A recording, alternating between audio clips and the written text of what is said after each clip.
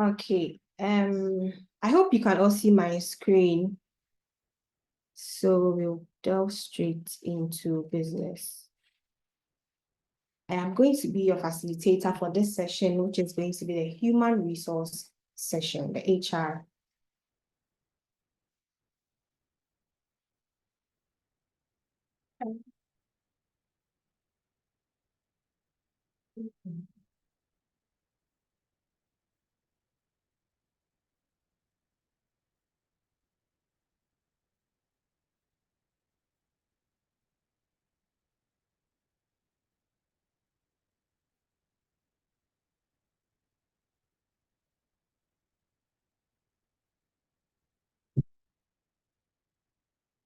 Okay, so when we talk about HR, we all know every institution, there's this group of people who make sure the work is ongoing.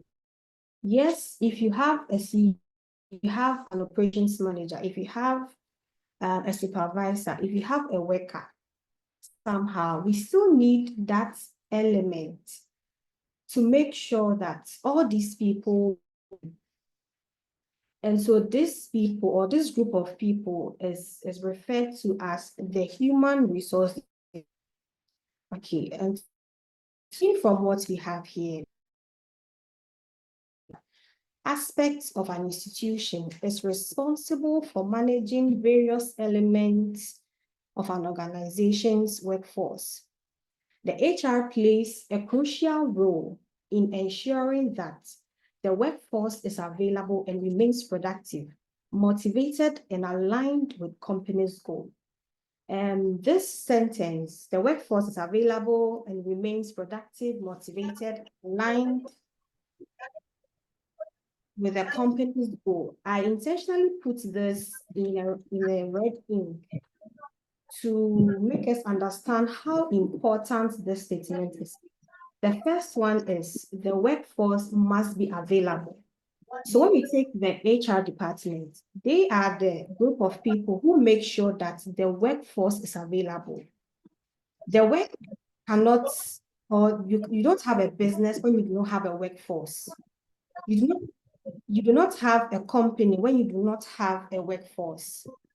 Okay, the workforce is the driving of the company.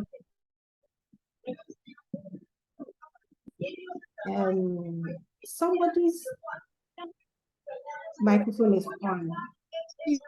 You kindly unmute yourself. Okay.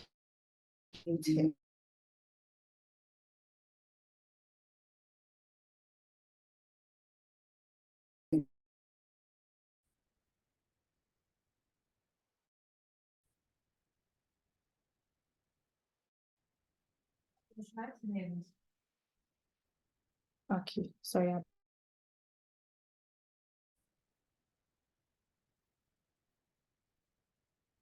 Okay, like I was saying, the workforce must be available, and this is the sole responsibility of the HR.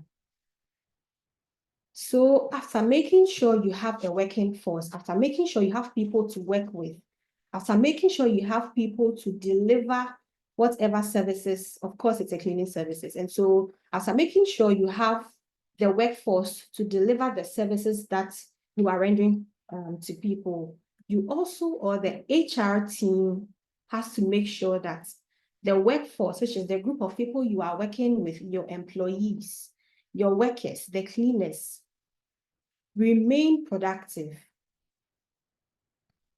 You don't just have a working force, but you as an HR, of course, now, because you are going to be the owner, the CEO, the director,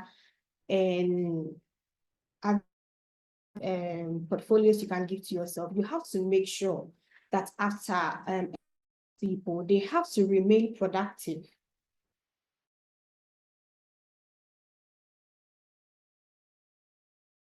These people need to talk about it in. Next is to make sure they are motivated. Motivation, a lot of things to look at that too. And lastly, make sure that they are aligned with the company's. I'm sure before you set up your company, or those of you who have an existing company, you have a goal, you have a vision, you have a mission. And so getting these people, making them work, or making sure that they remain productive, motivating, you have to also make sure that whatever activity that goes on in your company is aligned towards a particular goal and a common goal.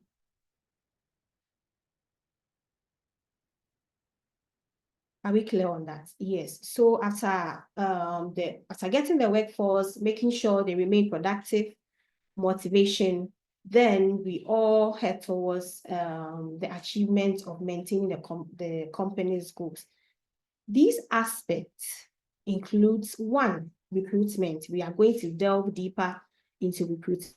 Secondly, training. Thirdly, employee engagement and performance. We are going to delve deep into all these aspects.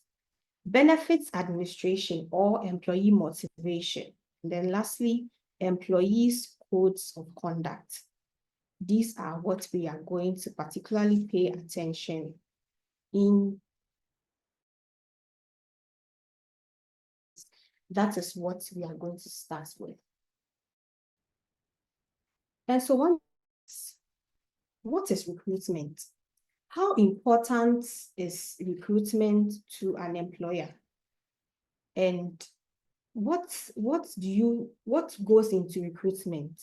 What factors does an employer have to consider before employing someone?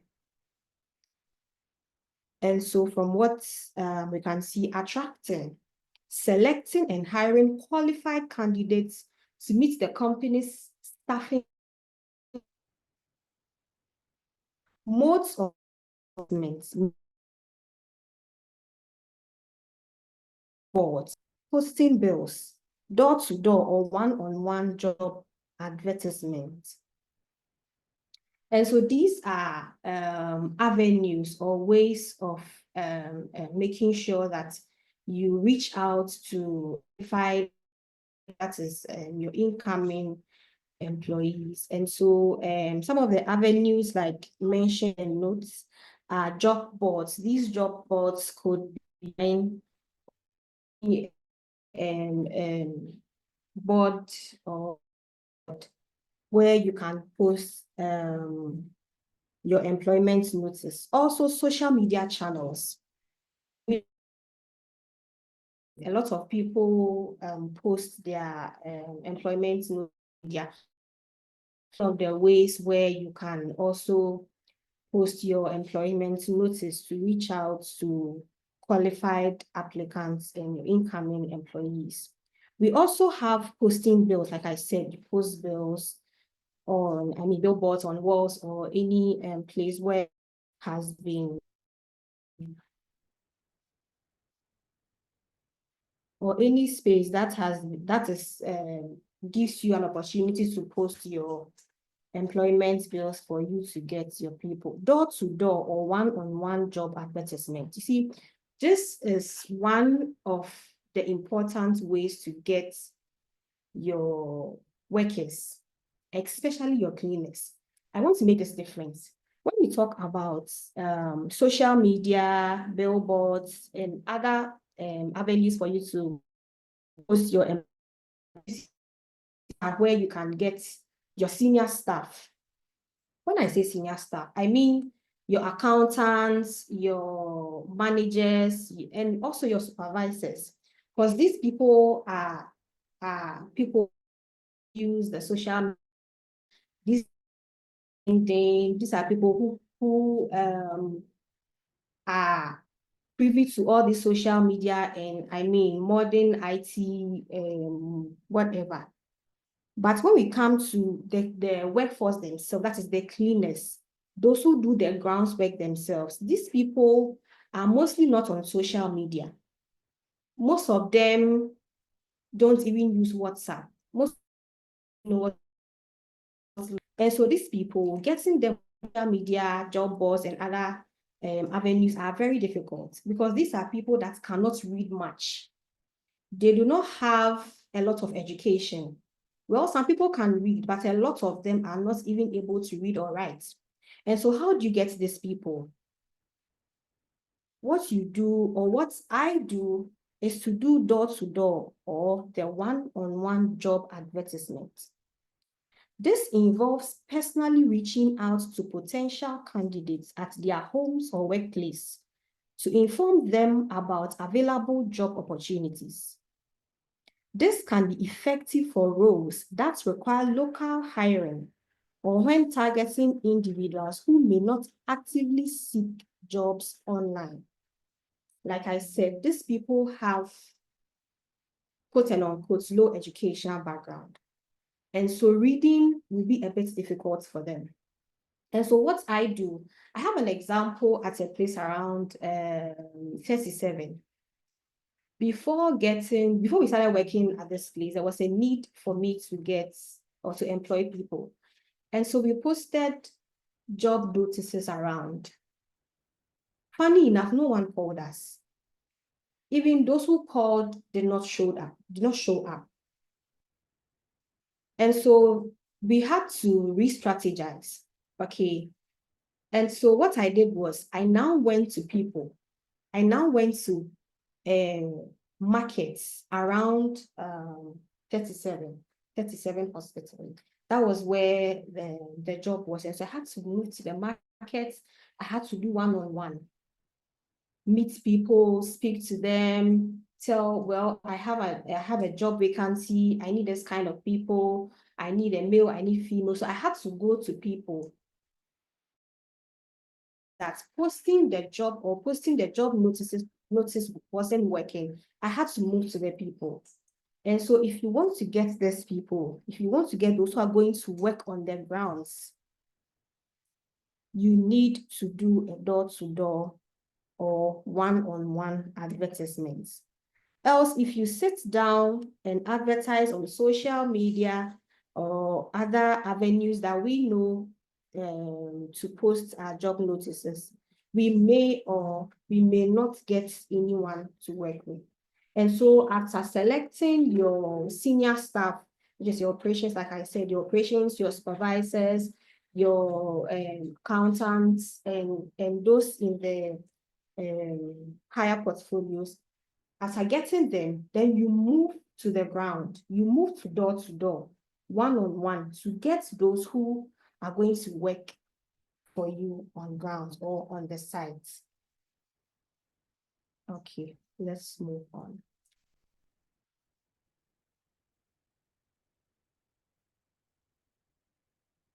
Recruitment needs comes as a result of assessing current workload, upcoming contracts, and business growth projections.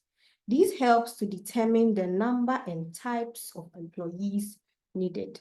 I'll take it again. Recruitment needs comes as a result of assessing current workload. You are a businessman, businesswoman who owns a cleaning business, of course. You have to make a projection that, okay, now I'm having just one supervisor, or I'm having two supervisors. Now I want to be doing more than one job a day. I want to be doing more than 2 or 3 jobs a day. But what you are doing now is asking a supervisor to supervise one, maybe a work in the morning. And then right after that, they move to another location to do another work. Mind you, you are putting too much workload, one on your supervisor, and secondly on your workers as well. And so what you have to do is to assess the workload. In a short time, your employees will start complaining that the workload is becoming too much. And so with this, you have to know that, or you have to see that there is a need for you to employ more people. There's a need for you to employ more supervisors, and there's a need for you to employ more workers. And so the moment you see that the workload is becoming too much on your existing employees, then that means you have to get new or additional employees. Upcoming contracts. So after accessing the workload, that is one of the ways you see that you need to hire more people. Also, upcoming contracts. With your existing contract and with your existing employees, you should be able to project that if you get another contract, how are you going to manage that contract vis-a-vis the current employees and employees that you have? And so the moment you are going in for a new contract, or the moment someone calls you for a new contract, you have to know that there's a need for you to get more people because, and like I said, you make projections. You should be able to know that with the current employees you have, you cannot deliver when you have a new contract. So as you are bidding for the contracts, as you are getting to the latter part of the contract bidding, you see, you come to a point where you know that, okay, this contract is straightly coming to me. When you get to that point, you have to start looking for workers. That means you have a recruitment need. And so, yes, one is when the workload is too much. Secondly, is when you are having upcoming contracts. And so when the contracts are coming, that means there's a need for more employees to be hired. Business growth projection. I'm going to use MJ Cleaning Service as an example. We first started as a routine cleaning. We only did normal housing cleaning. And then we had to move into sofa and carpets. We had to do facility. We had to do fumigation and other things. Because projection, there was a need to hire more people. We're having, which we could do a normal routine cleaning, would not be enough for the new business to bring on board, which was the sofa and carpet. We needed to do facilities. Okay, and so yes, as you are targeting, I know that everyone is interested in growing their business. To grow your business, you also have to increase the number of employees you are working with. And so in recap, how do you see or how do you know that you need to employ more people? One, when the workload becomes overbearing. Two, when there's an upcoming contract. Three, based on business growth projections. So these are how you get to know that, well, at this point, I need to employ more people. This helps determine the number and types of employees needed. And so with all that I've said, the overbearing workload, upcoming contracts, and business growth projections, after assessing the number of people you have vis-a-vis what is coming, you'll be able to know that, oh, well, I need to employ one more supervisor. I need to employ two, or I need to employ 10 workers. I need to employ 5 workers. All right. And so this is how you get to know or get to identify that you as a business owner, as a CEO, or as a manager needs to employ people. Okay, let us move to the 7 phases in the recruitment process. Now we have seen how we can recognize or assess if we need to employ more people or not.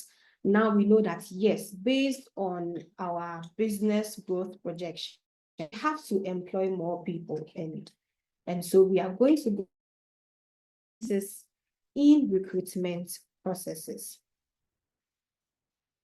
Recruitment life cycle consists of 7 interrelated steps, which are as follows. 1, you identify the hiring needs in your recruitment process.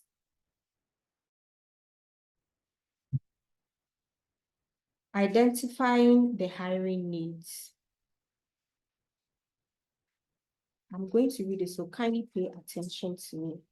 Please, if you want me to repeat a sentence I read, you can also let me know so that I can read it again.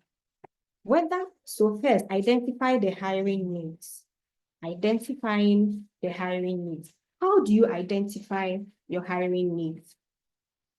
I read, whether a job opening is newly formed or just vacated. With that newly formed or just vacated, let's say we have assessed our growth rates, and we think, well, we need to employ 2 more supervisors. We need to employ 2 more supervisors. That means nobody has vacated the role. This is a new role that we have brought up. Let me use an example. Before we got an office assistant, we were doing the work in the offices by ourselves. But we realized that sometimes we do not have anyone in the office to either deliver a carpet, to either receive a carpet, or to even receive someone here in the office. And so we created the role of an office assistant.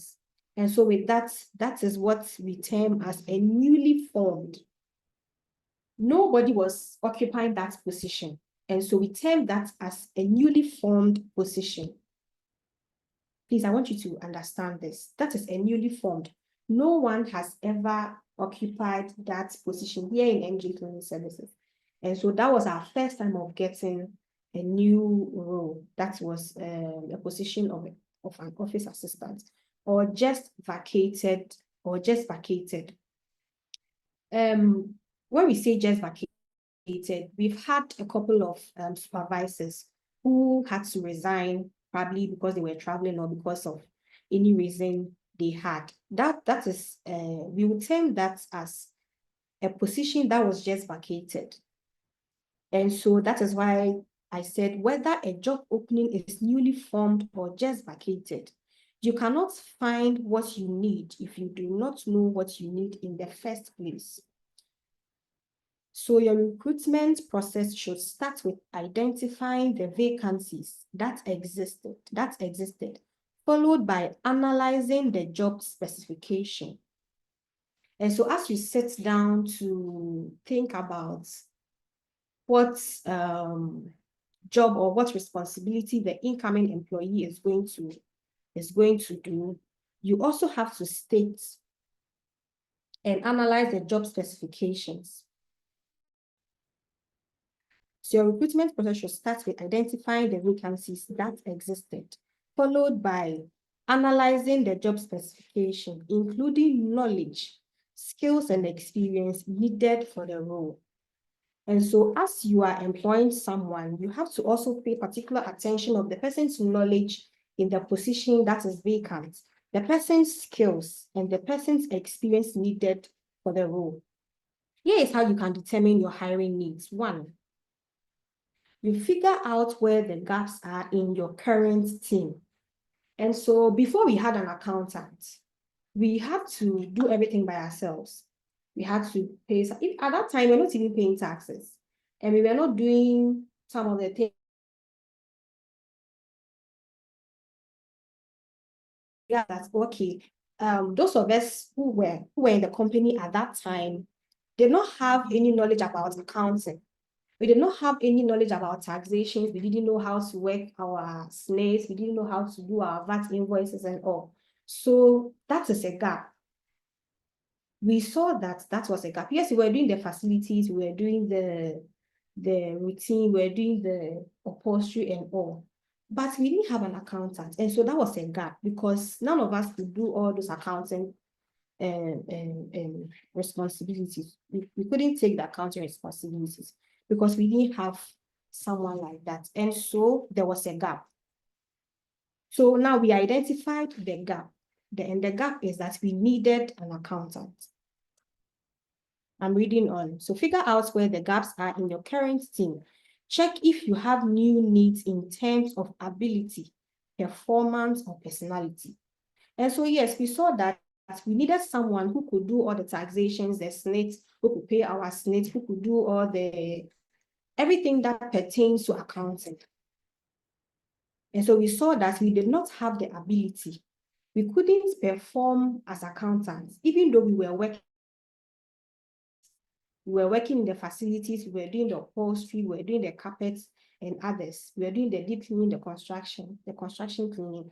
But we did not have the ability to do anything around accounting. We're just doing the normal salary accumulation, adding and all, just payments. But when we saw that there was a need for us to start paying taxes, when we saw that there was a need to start paying SNIT, there was a need now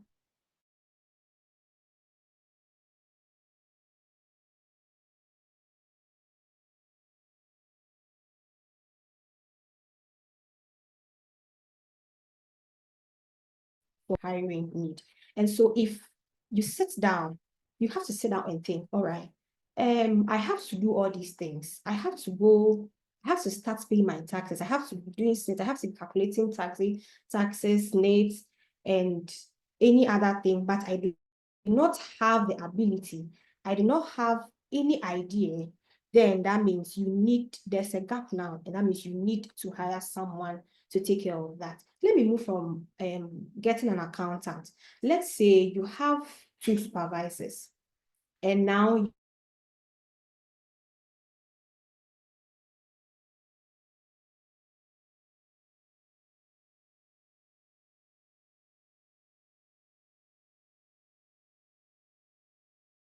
you get a sofa, let's say a deep cleaning. You know that obviously one will do the sofa cleaning and one will go for the deep cleaning or the post-construction or whatever cleaning it is. But now you have a facility to manage. So with 2 supervisors, you cannot do much. And so now you see that there's a hiring need. You see that you need to employ someone to take care of the facilities. That is basically what it means to figure out where the gaps are. So the moment you get the contract, the moment you get the facility management contract, then you know that you need a facility manager. And so the facility manager position now becomes our gap. Now we have been able to figure out that we have a gap. Okay, so secondly, so that is so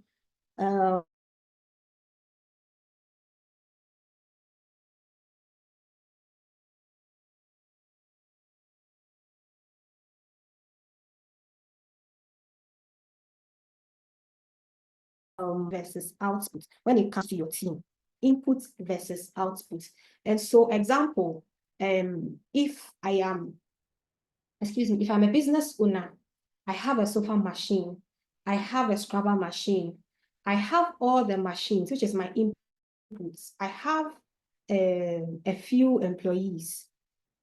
I have to be able to know that, okay, with my available machines and with my available workers, is it equal to the amount of work we are doing in a day? Maybe you have all the machines, maybe you have all the skill, but you get to see that you have only about 1 supervisor.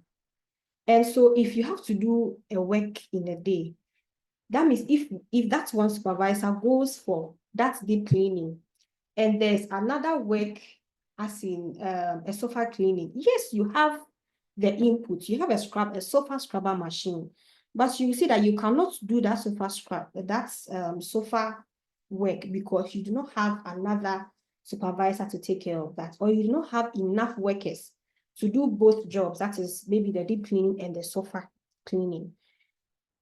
And so you keep track. So if that is your case, you see that, okay, well, you have a sofa machine, you have a scrubber machine, you have a vacuum.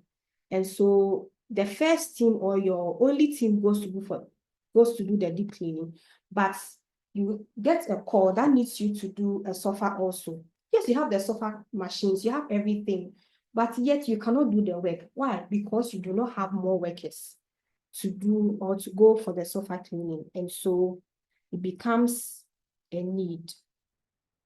So with that, you have to be able to identify that your input is more than your outputs. The inputs of the business owner, the input of the manager, you have gotten every machine, but your output is not equal your input. That means you have to get more people to use your machine.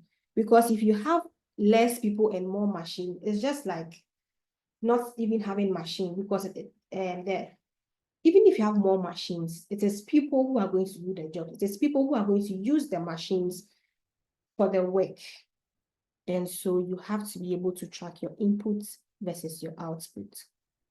Regular analyze performance and make a list of missing qualities, qualifications, skills, and proficiency that you need to add to your team. I'll take it again. Regularly analyze performance and make a list of missing qualities.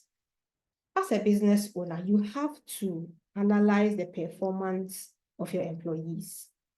You have to know who is doing what, to what extent this person is working. Can this person do more, or this person is at the end of themselves? You have to make a list of missing qualities, qualifications, and skills. So like I said, back then, we saw that we didn't have the qualities of an accountant. I'm going to use that because that is a very good example that I can use from our company. We saw that we had missing qualities and qualifications because I didn't study accounting. My CEO didn't study accounting. The COO didn't study accounting. And so we had missing qualities and qualifications. And so at that point, we got to know that there was a need for us to employ another person to take care of the aspects that we had no qualifications and no qualities on. And so this can also signal towards hiring needs. So all these that I've spoken about, that is figure out the gaps in your company, keep track of input versus output, and regularly analyze performance. And make a list of missing qualities, qualifications, and skills. All these together will make you realize that there's a need for you to employ new people. Every time you recognize that there is indeed a hiring need, act before it becomes a pressing matter. Yes, and so if you are able to sit down, make projections, and you that, well, we need to employ this new person, act swiftly. I'll say it again, act swiftly, because sooner or later it is going to become a pressing need. Sooner or later, when more people know you, when more people get to know the quality of work you do, and now more wanting. I'll say it again, you will find yourself wanting. And so every time you realize there is a need to employ someone, kindly do it as soon as possible. And so that is the hiring needs. And we will go to the second. Sorry, please, could you go over something for me? You said before hiring, you have to identify the gap, analyze the skills, keep track of inputs and outputs, and something else. I didn't get it. Regularly analyze performances. And make a list of missing. You see, when you analyze performances, there you will see that, oh, we are missing here. We are missing here. And so the last thing is to analyze performances, your team's performances. Okay, so it was because we analyzed our performance. That is how we were able to know that, oh, we need an accountant, because nobody at that time could do anything pertaining to accounting. Nobody knew what we had to do about our taxes, our SNAs, working out our VAT and that. So that is it. You analyze your team's performance. And so if they are lacking somewhere, that means there's a need for you to employ another person. And so secondly is preparing the job descriptions. Now you have a need to hire more people. You have identified what you want or who you want to hire. Secondly, you prepare the job description. So I'm going to read this. Please pay attention as I read. Once you know exactly what you need in terms of knowledge, skills, and experience, it is time to determine the duties and responsibilities of the job. The duties and responsibilities of the job, that is the job description. Preparing a comprehensive job description will help you know what your potential employees must have in order to meet the demands of the role. More importantly, It provides your prospects with a checklist or a list that they can compare themselves to before applying. It is a tool to ensure that you get applicants from the right candidates, hopefully. And so basically, the job description is for you to state down the skills you want, what the person needs to possess before they apply for that position. And so you put the duties, responsibilities down. So it's like I read, it acts as a checklist. And so if someone sees the job notice, okay, key responsibilities, good communication skills, time management, ability to withstand pressure. You see, all those things. If I am someone who wants to employ for that job, I have to scrutinize myself with the job description you have stated, sorry. I have to make sure I am able to do everything that you have stated before I apply for the job. And so this is basically to help you put down the skills you need, the knowledge you need, the qualities, and whatever you need of a person to occupy that position. Okay. A job description must include all the following. So that means you can put more, but most important this, and that is what I'm going to read to you. It can also be comprehensive as you want, like I said. So you can put more, but make sure you don't leave these out.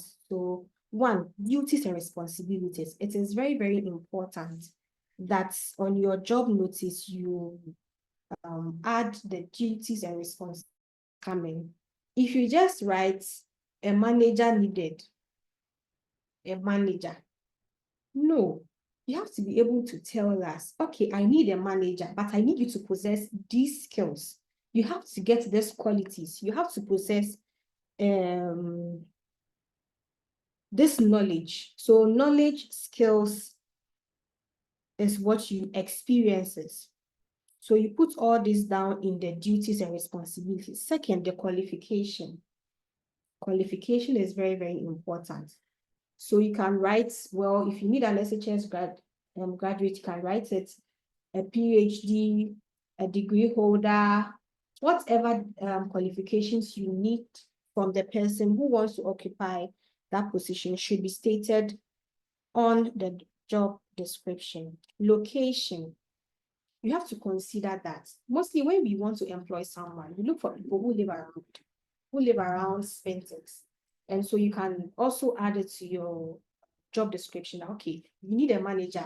The person has to be this, the person has to be that, the person has to be this, should have a degree, should have a good customer service relationship, should have I mean all the skills and experiences that you can talk about. Then you can add that the person should be staying in Spentex and its environs.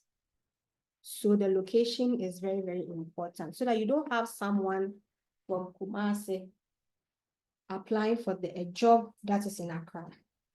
So you also have to state the location. Moving on, compensation and benefits. Well, some people add their compensation or their salary.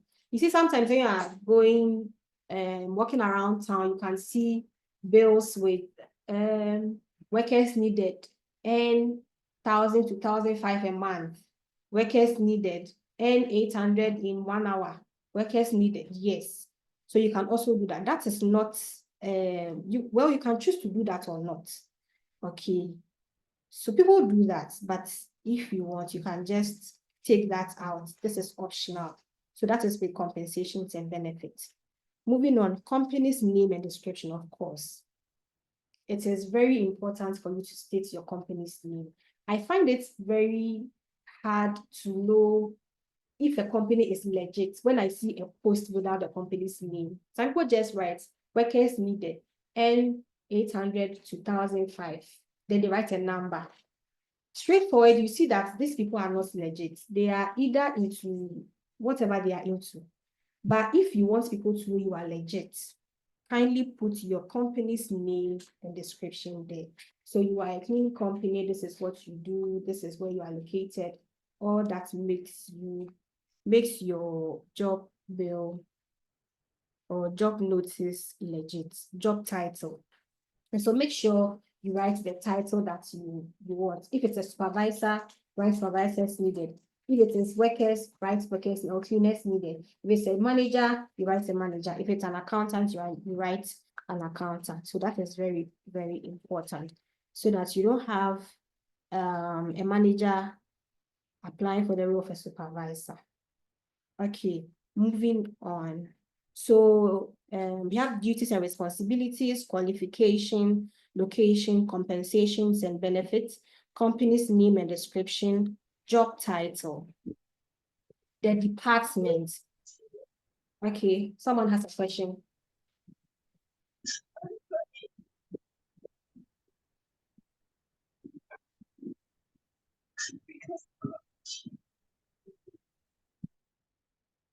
Okay. So let's continue. So let me quickly go over before we move to the next thing. Duties and responsibilities. So this is what your job description should entail. Duties and responsibilities, qualifications, location, compensation, benefits, company's name and description, job title, department, demands. Lastly, demands. So the demands into brackets or refers to the specific skills that you need, the knowledge, experience, or training required for the job. So that is the demand. What are you demanding? What are you demanding if you say you want a facility manager? What are your demands when you say you want an operations manager? What are your demands if you say you want, sorry, a COO? And so all that should be on the job description. We are moving to, please.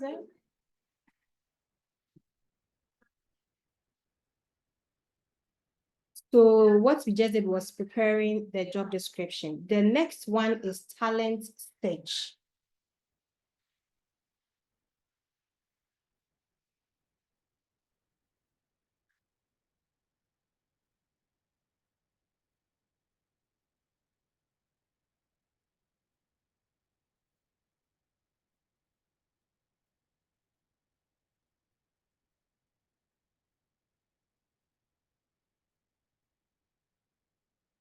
Please give me some few minutes.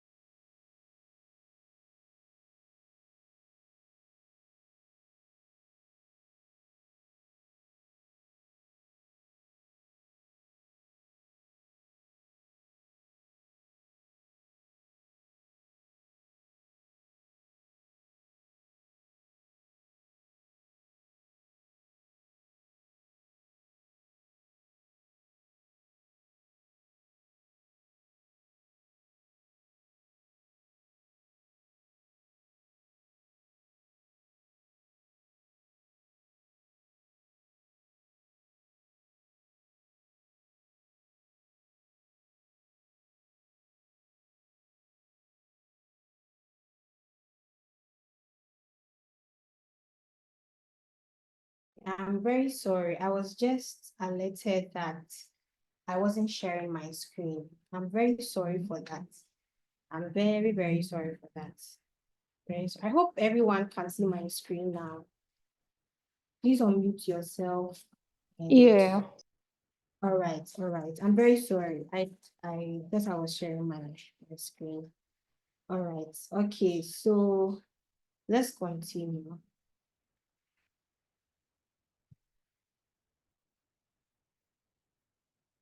So okay, so we're here preparing the job description. That is where we were. And so a quick recap, then we continue. So preparing the job description, you need your duties and responsibilities, you need your qualifications, your location, compensation and benefits, company's name and description, job title, department, and demands. All right. So the next thing, we are still on preparing the job description, but these are notes that I want you to take note of before we move to the next one. So key things to note when preparing a job description. Are still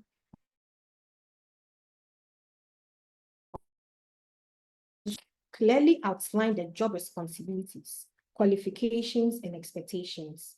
So be specific. Don't write a lot of things because mind you only have a page for your job notice. Specific. Secondly, you bullet your points. Make the job requirements and responsibilities easy to read and understand. Use clear English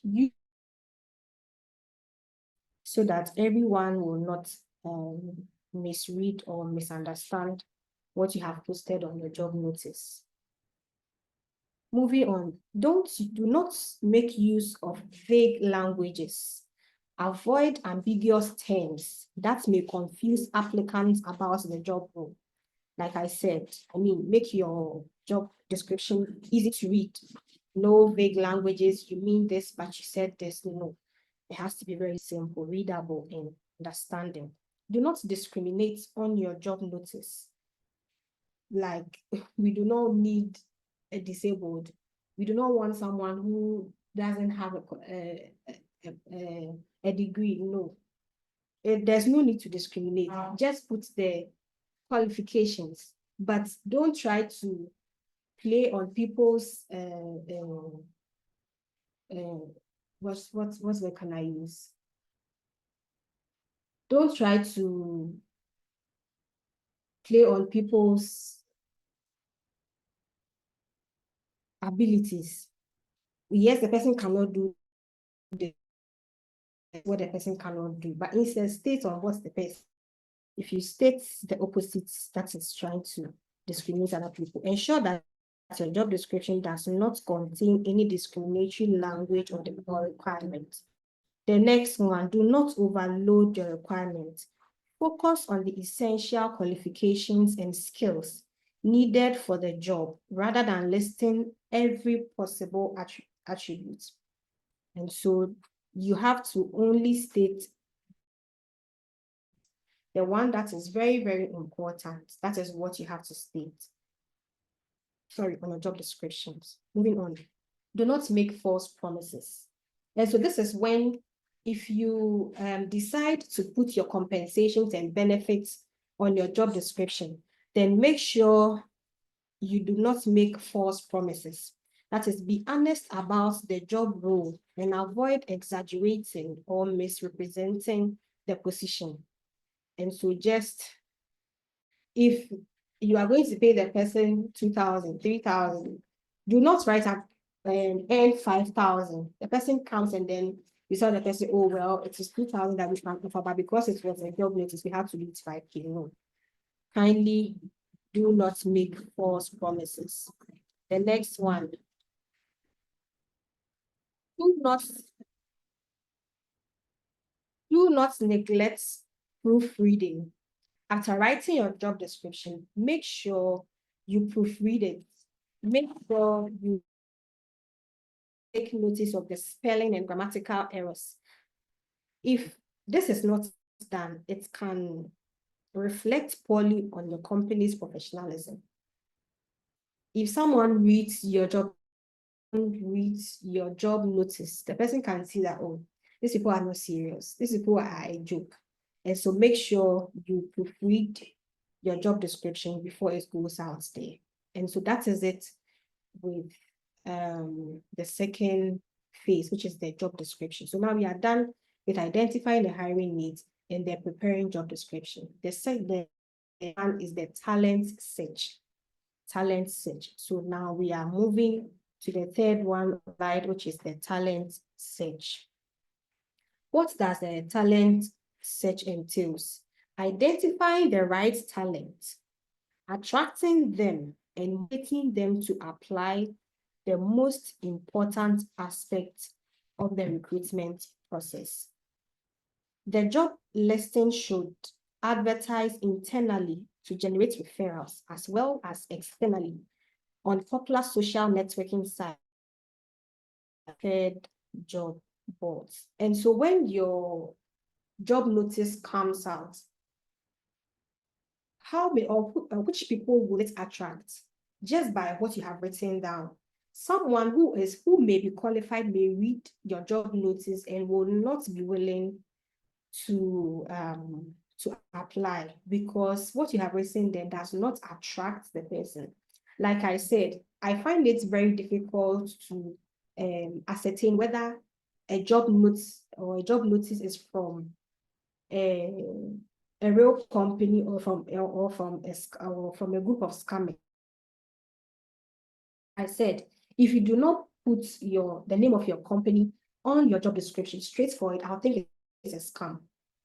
And so I may be qualified, but because of that thing, because you did not add the name of your company or the description to your job notice straight for it, I may be qualified though, but I might think it is a scam or some people trying to scam some people. So even though, like I said, I may be qualified, I will not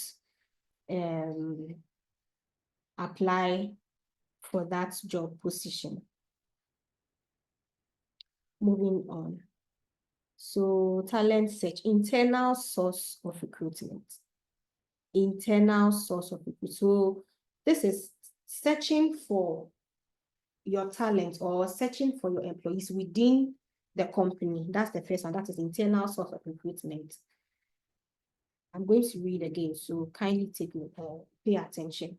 When recruiters use internal source of recruitment, it works to motivate the existing employees to be more productive and maximize their job satisfaction and sense of security.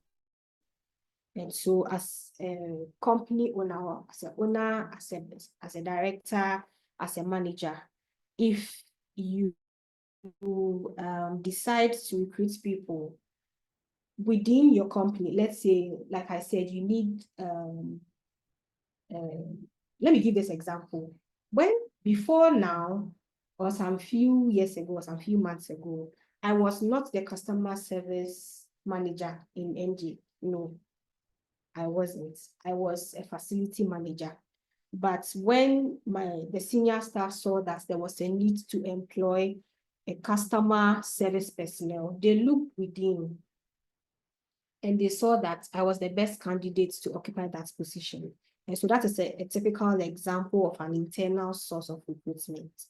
When you look internally within your team to recruit people or to bring people on board of a newly created position, that is basically an internal source of recruitment. This helps to maximize their job satisfaction and their sense of security. And so with that, I'll know that, well, my efforts are not going down the drain, or my efforts are not being noticed. And so there's this sense of job security that, okay, well, I can be here. I'm not on the verge of leaving, or they are not on the verge of taking me out of the company or something like that. And so it gives some sense of job security, and the employee becomes more productive.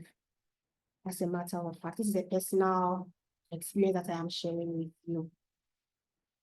And so under internal source, we have transfers, we have promotions, And then we have existing employees. Okay, so transfers, this is basically where someone is transferred from one place to the other to do the same work. So mostly you do not, there's no change in the person's position. There's no increment of salaries or anything. The person just does the same job. An example is here, we have the facility department and we also have the field department. If a facility manager is not around, if I am not around, and one supervisor is asked to take care of the facilities, it's just like a supervisory role. And so it doesn't add anything to what you have.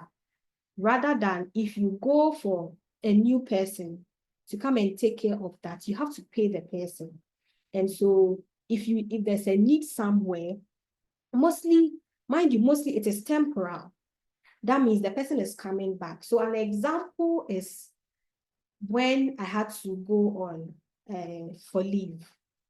When I asked for some days off, you do not have to go for a new person to take my position or to act in my absence. No, we only have to transfer one person or one supervisor from another department to my department temporarily. It is for temporal.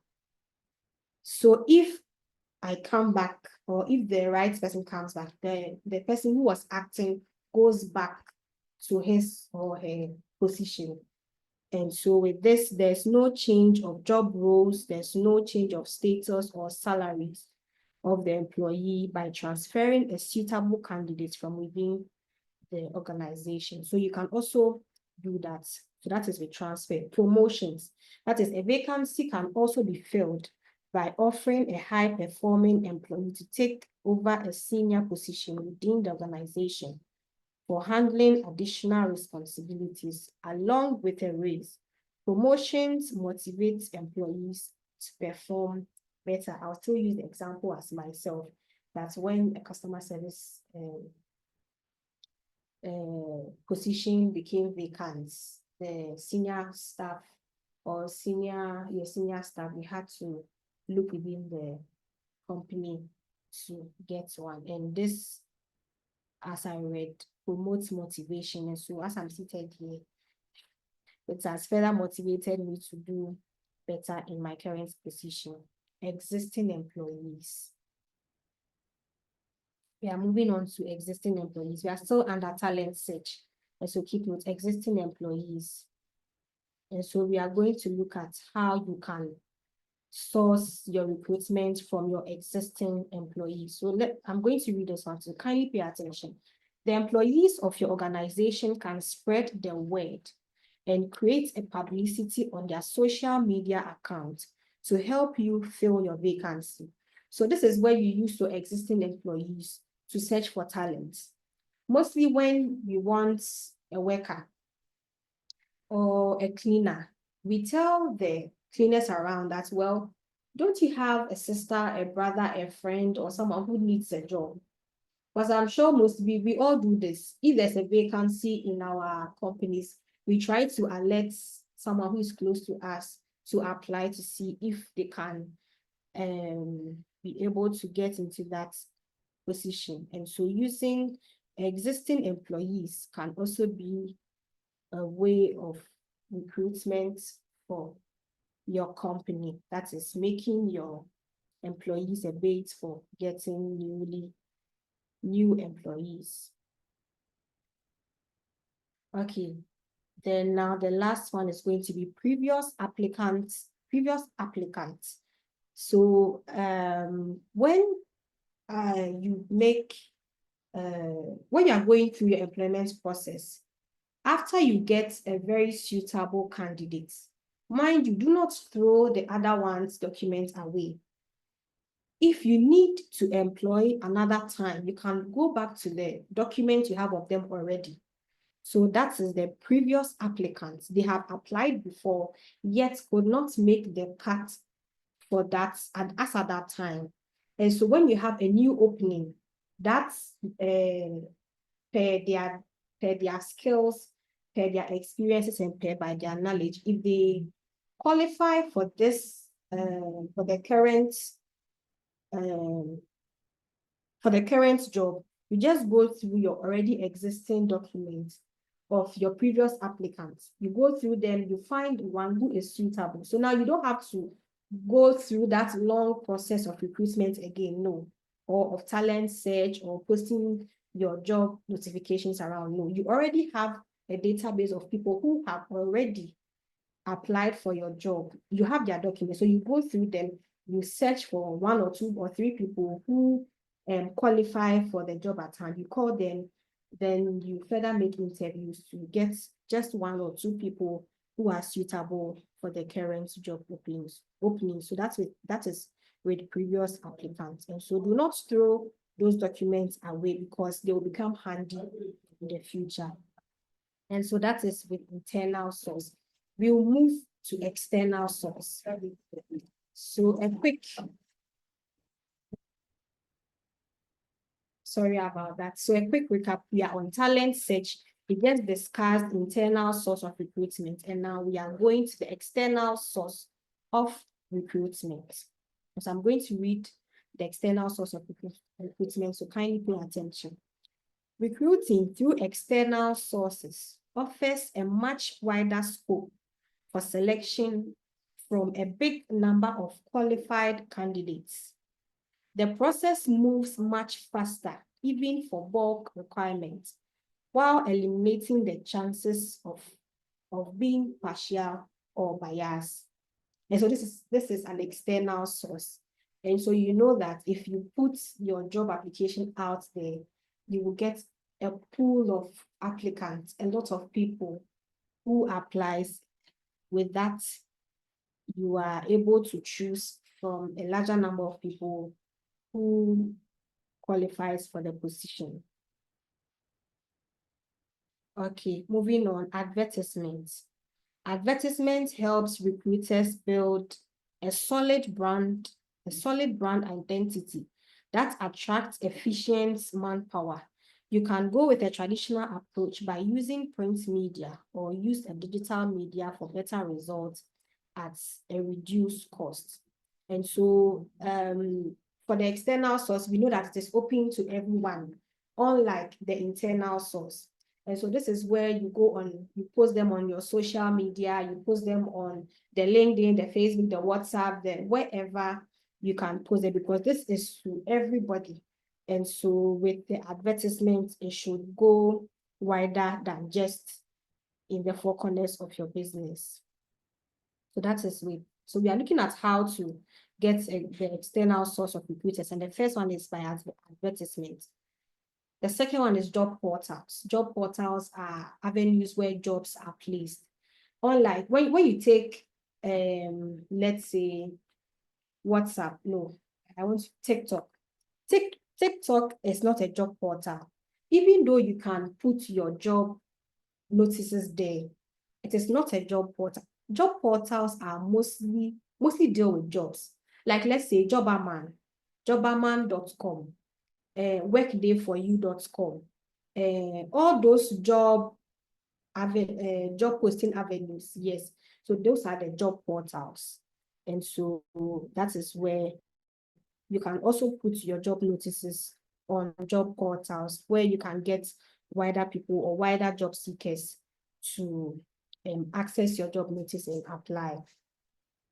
You can also use, apart from the job portals and other advertisements, you can also use the company's career site, which is a very good place. In fact, that is the first place that should come to mind. If you have a company's website, you should use the company's website to make this advertisement of getting more people. A mobile branded career site can convey your work culture and integrate with the company's social profiles. Not only makes it easier for your potential employees but but also attract top industry talent with a professional team. And so you know that people who will go searching for jobs at a company's websites, these people are more likely to be more qualified than other people, you will see that these people they are daring. They are just looking at important job postings. Yes, we may have unserious ones, but if someone goes to a job website to look for a job vacancy, then you should see that, well, that person means business most of the times, but not every time. Yeah. So social media is also a platform to post your job notices. Yes, and so that's the end of the talent search. So talent search, basically we spoke about internal source of talent search and external source of talent search. And so take note. The fourth one on our screen is the screening and shortlisting. Screening and shortlisting. After putting your job notices out there, people will start applying, people will start calling in, people will start sending their CVs. And so what you have to do now is to screen and shortlist. Especially when you use the external source of advertisement or external source of recruitment, you have a lot of people. Let's say if you have about 50 applicants, mind you, you cannot interview 50 applicants, no. It is very tiring. And also note that because there's a hiring need, you need that person to get on board as soon as possible. And so interviewing 50 employees, or sorry, 50 candidates is a waste of time. So first, what you need to screen and shortlist is to screen and shortlist. In order to move forward with the recruitment process, you need to screen and shortlist applicants efficiently and accurately. This is where recruitment process gets difficult and challenging. How do you know? You make sure you have the right people being shortlisted. And so you have to come up with a plan or a task to shortlist people. It can be a task. You can give everyone a task to do. It could be anything, a task. It may be an idea. They should do something or pen something down, document something. How am I going to do with this? How do you analyze that? So you can give them a task.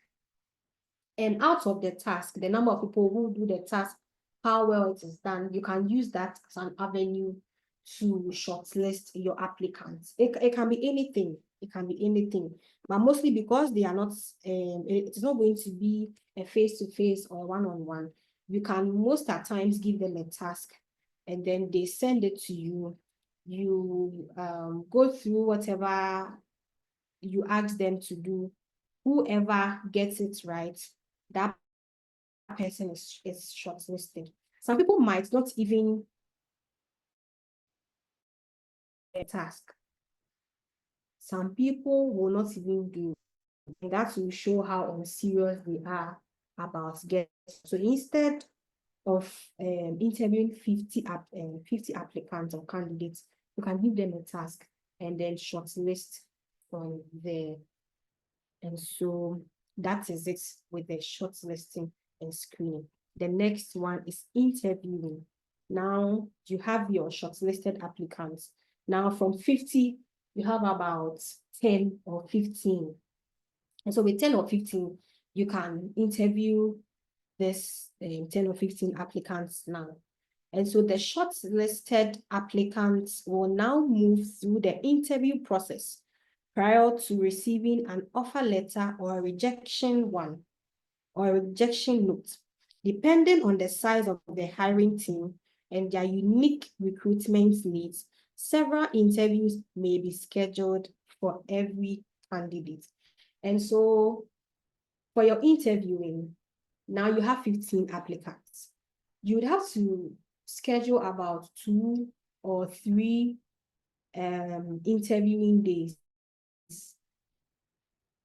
I'm going to, you have, let's say 10 to 15, let's say you have 15 candidates now. Then you start your interview. The first interview, of course, you're going to interview all the 15 people. Now, you shortlist again. Now you have the 7 people. Then you do further interviews to make sure you have the right person. So depending on how fast you want it, depending on what you want, or how many people are applied for the job and have been shortlisted to that point, you can set up your interviewing days to make sure you have the right person for the right job. So that is it about interviewing. So with the interviewing, you can do a video interviewing, which is not one-on-one. This is very quick and easy. Like we are doing, you do not have to converge at a point. The person can the comfort of their homes or wherever they find themselves and still can communicate with your interview panel for you to ascertain their capabilities and skills to be able to occupy that position. So this interview could be the first, mostly. It could be the first. So your first interview can be via the via video call, like we are doing now. And so your video is also your first opportunity to leave a lasting first impression on your employees. So while you need to keep your very first interview short, make sure you also take the time and knowledge, skills, and experience mentioned in your job description. In your job description, so that profiles first. All right, so that's your video interviewing. So the first one. So now you have 15. Now you have done your video interview. Now you have about, let's say, 5. Now you have 5 candidates. Now you can do a one-on-one interview. That's all, a face-to-face interview. A face-to-face interviewing. So this is a personal interviews that can last a bit longer, of course, because if the person is seated right in front of you, because of how far you have come, you want to make sure you choose the right person. And so this can last a bit longer because this is the last step before the recruiter does a final evaluation and makes the job offer. And so you want to ask all the relevant questions. You want to know the person's capabilities, the person's knowledge, the skill the person is bringing on board. And so sometimes it keeps long. That is why before you do a face-to-face, you should have shortlisted to a very minimal number of candidates so that it doesn't become too tiring for your interview panel, so that they can get the best out of each and every person. Because if you have a lot of people for your interview panel, by the end of the interview, they might just do a shabby work for you. And so it is advised that before you do your face-to-face interviewing, the number of people should have been minimal. Okay. So 1, the video interview, 2, face-to-face.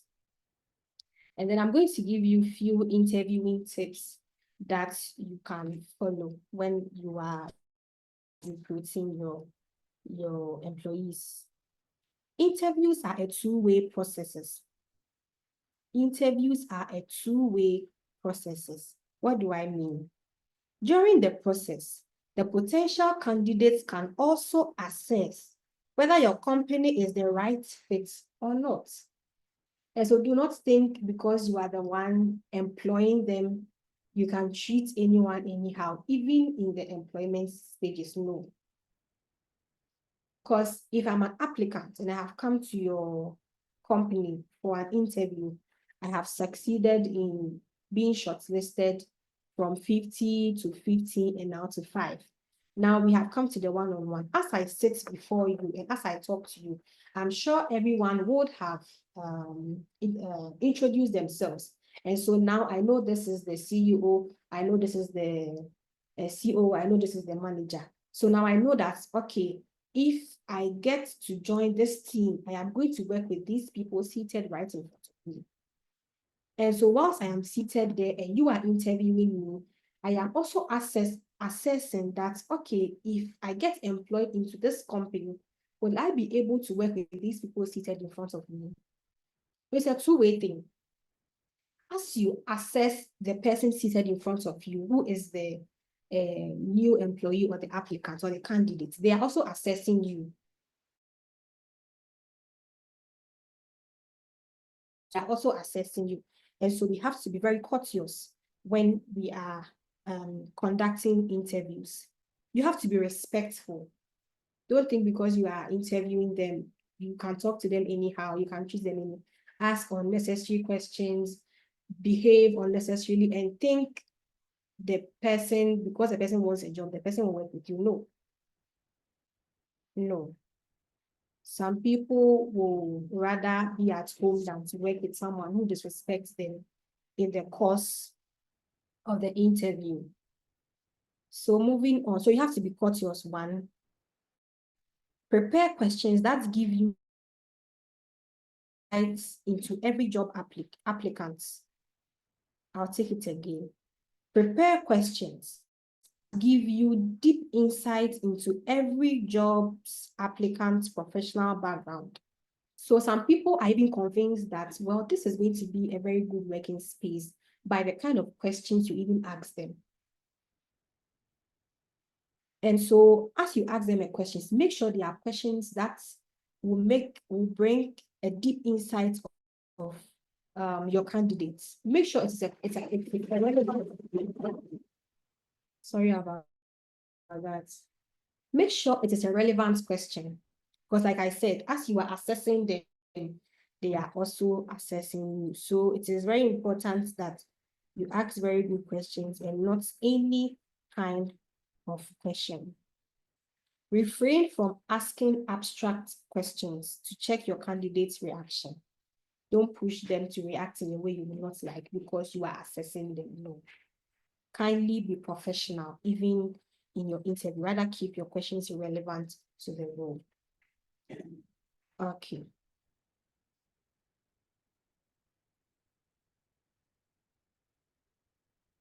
Background checks and references. Background check. During interviewing, you can also ask for background checks. You can also ask for references. This is why people ask candidates where last place of work. This is just to be able to know where they are coming from, what they were doing, to see if they can get someone to give a good testimonial about them. And so it is very good that you ask for the person's background checks and references from their previous working positions or workplaces. So that is it with interviewing. That is it with interviewing. Okay, so a quick recap when it comes to interview on interview, or when it comes to the interviewing stage, at this stage, you should have done your shortlisting. And so now you have few people to interview. The first, probably you can begin with a video interview where the interview is done via video. Move to a face-to-face or a one-on-one interview, and then you do further interviews after the one-on-one interview to make sure you get the best out of the candidates that will be arrayed in front of you.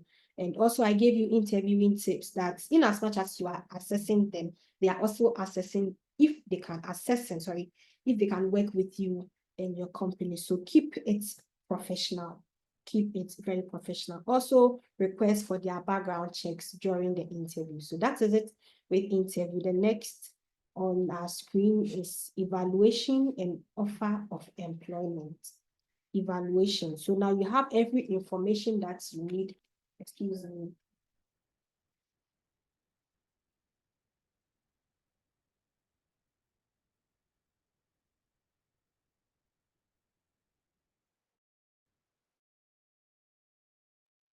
Thank Hello, you. please, I have Now, one question. okay. Question. Okay. So please, could you also, aside the referrals and then the background checks, could you also go for a police report, or you don't need to Could you also? request for a police report, or you don't need? Yes, yes, yes, we'll come to that. We'll come to that. Okay, it's in my notes. So mostly what I do at the facilities is, after you have gone through all the stages and I know that I am employing you, the last thing I'll ask you to do is to get a police report, especially for your workers. It is very, very important because you do not know who the person is. And mind you, the police report doesn't just check the criminal background of the incoming candidate or employee. It also puts quote and unquote, okay, Omaru, when I'm done with answering the question, I'll allow you to ask yours also. Quote and unquote, it puts some kind of fear on the workers. So as you ask them to get a police check, one, of course, you are asking them to bring to you whether they have a criminal record or not. It also puts fear on them because now they know that their information, their fingerprints are with the police. And so whatever happens, it is easy for you to trace them. And so it is very, very important that you ask your workers to bring a police report. So what I do is, I have your information already. And so I write a letter to you. You write a letter, you address it to the criminal CID department, and you put the person's name, age, whatever, you describe the company, and then you also put your name, address, and sign. Make sure you sign on your criminal letter, else it will be rejected. I've done that. I was very, very busy. And so I only printed the letter for one worker.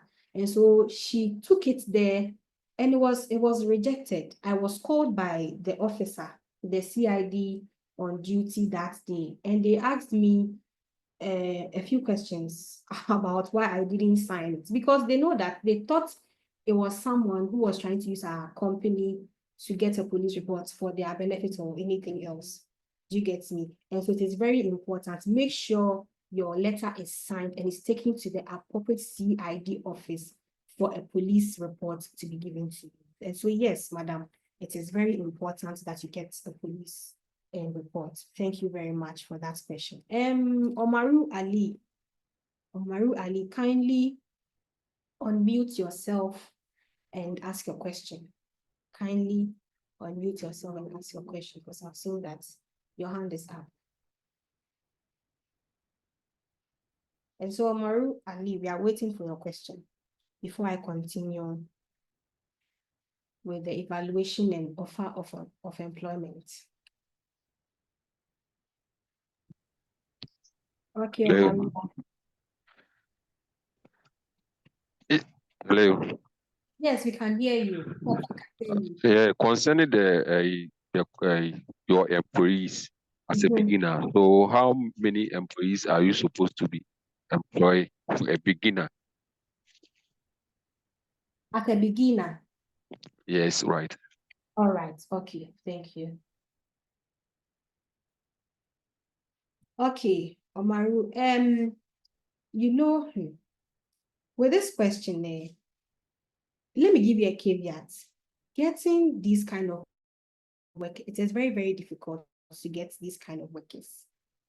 It is very, very difficult, but try as much as possible to get one. If you are alone,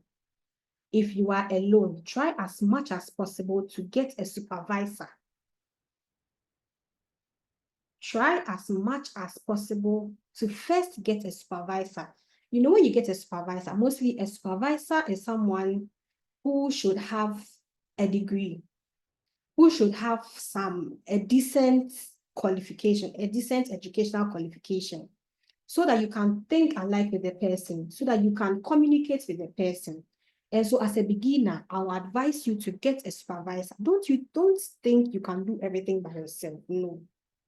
it is difficult in this kind of industry to think, execute, plan, and do all of that. No. And so first, Omaru, I would advise you to get a supervisor. And then depending on what you do, I don't know what you want to start with. If it is normal cleaning, if it is post-construction cleaning, if it is sofa and carpet, I would advise you to get about 5. I think 5 will do. If it is 5, it's okay. 5 will do. So if you have 5 workers and you have 1 supervisor, that is okay. If you have a routine cleaning, the supervisor can take, let's say, 3 workers and go to head towards the place to do the routine cleaning or the normal cleaning. Or even if it's a deep cleaning, a 1 bedroom, 2 bedroom, they can do it. And then yourself or the business owner can take two workers to do a sofa cleaning or a carpet cleaning. And so as a beginner, when you're 5 workers, it's fine. Okay, and so from that, you can build your team. You can start building your team. At least you have 1 supervisor, you have 5 workers. So if you have this kind of people, it will help you. It will help you. So as the business starts growing, you will know that, like I said from the beginning, you get to know your hiring needs. Now, you have more workers, but you have only 1 supervisor. And so if you have 3 jobs in a day, your supervisor goes to 1, you go to 1, then the other job, you either have to let it go or you have to give it to another person. And so you will start to identify your hiring needs, like I said from the beginning. 5 workers, 1 supervisor. The supervisor is very, very important. Else, if you try to do everything by yourself, you will break down. Okay, thank you very much for the questions. In the absence of any further questions, we will continue. Sorry, please. I give have a me- question. Sorry. On the police report, where do you Okay, send police it to? Do you send it to any police station of the location that you are at, or Very yeah, good. and where do you send it to? Most, okay, very good. Thank you very much for that question. This is very good. For some time, I struggled getting the police station. And so any police station I see, I just enter and ask. Everyone tells me go to Nima. And so I even thought, well, there could be other police stations that could do the police report. But I realized that in Accra, I don't know for other places, but in Accra, everyone tells me go to Nima police station. And so now I address all my police clearance letters to the Nima police station. And so you address it to the CID department, Nima police station, blah, blah, blah, blah, blah. You write the date, then you write your letter, you write your name, HR or manager or whatever. That is your address, then you send it. So I would advise you address all your police report letters to Nima police station. Okay. Nima police Thank station. you. So what I'll do is I will give you a sample. Okay, we will send you a sample of police clearance letter that I have written for one worker of mine. Is that fine? Is that okay? Yeah, that's fine. That'll be fine. That'll be good. Okay, but please, So- I have a little comment, right? With regards to the Okay. police clearance form, right? You said you would advise, like we address everything to the Nima police station. For the police report to the to Nima police station, right? But Yes, from what I know, I learned usually we are take it to the police headquarters since they have the centralized database to check if the person has any criminal record. I don't know if yes. the It various depends on police stations do have that. like I'm saying, it depends on your location. If the person Okay. can access the CID, you can address it to that side. If the person can also access the Nima police station, you can take. So it depends on the proximity. Please, do you get me? Because Yes, please. most of our facilities are around 37, what's this name? Stanbic Heights, you know that. And so Nima police station, I saw that Nima police station was the one that was nearer. Okay, and so I decided that I'm going to use Nima police station. But if I happen to get any contract around that side, I'm sure I'll also use that side. And so that is it. I hope I have answered your question. Yes, please. Yeah. Thank you. You're welcome. You're welcome. So let us continue. Let Okay. us continue. This has been very long. We have to be fast. We are still on the basis of recruitment process. You see, when you get your recruitment right, if you get the right people to do the job for you, I mean, I can promise you that you have, I mean, a good business, quote and unquote. Even though recruitment is not everything, but if you get the right person, I can promise you that you will be good when you are working with them. And so that is why we have kept long here. So forgive me. The next one is evaluation and offer of employment. Evaluation and offer of employment. This is the final stage. This is the final stage of the recruitment process. You should never take it for granted that the candidates will accept your offer. However, if your candidate has patiently completed all the paperwork and waited through the selection process, the odds of accepting the offer is high. And so when you get to the evaluation and offer of employment, now you have every information, you evaluate, you go through and pick the best candidate, and then you offer them the employment letter. You can see into brackets contract and confidentiality.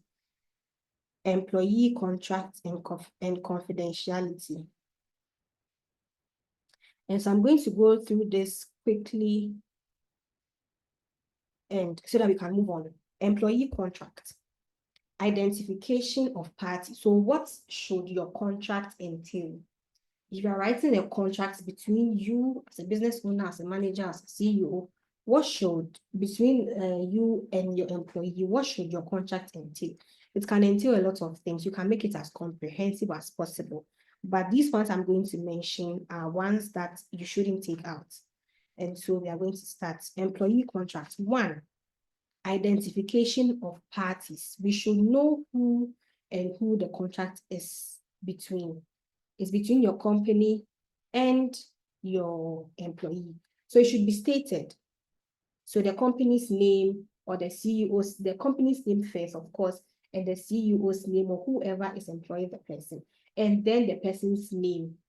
Because if there's an issue, if there's a litigation and we bring the contract and your name is not on it, there and there, it's easy it's easy to be a contract, because the contract is not between you and the employer, so you do not have a case. And so most importantly, make sure the name of the parties are there. So you clearly identify the employer, which is the company, and the employee, that is the staff member, by including their full legal names and contact information, which is very, very important. Employment details. Specify the terms of employment, including start date, position or title, work location, and any probationary period. If the person is going to work for some probation months, you have to state it. State everything as entailed in the contract. The third one is your job description. Let the person know on the contract what is expected of you. What is expected of you? So I'm a facility manager. 1, I know that I'm supposed, I know that I'm supposed to hire people. Sorry about that. I know I am supposed to hire people I know I am supposed to train them. I know I'm supposed to make sure they have products or materials to work with. All these are my job descriptions. They are things that I have to do as a facility manager.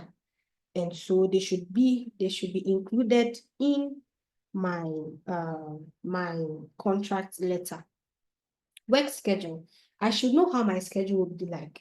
Okay, so here we work from Monday to Saturdays. Others work in offices. Some of the facilities we work there from Monday to Friday.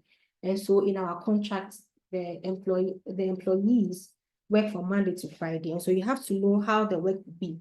Others work from 7 a.m. to 5 p.m. Others also work from 6 to 5. Others work from 4 p.m. to 7 p.m., depending on the contract with the company. And so you have to make sure you identify, or the work schedule is identified on the contract letter. Compensation, that is benefits. Compensation and benefits. The salary is there. If you are going to pay SSNIT, yes, you have to pay SSNIT. It has to be there. The person's welfare, if there's welfare, it has to be there. If there's hospital, I mean, they are all part of the welfare. So yes, so welfare.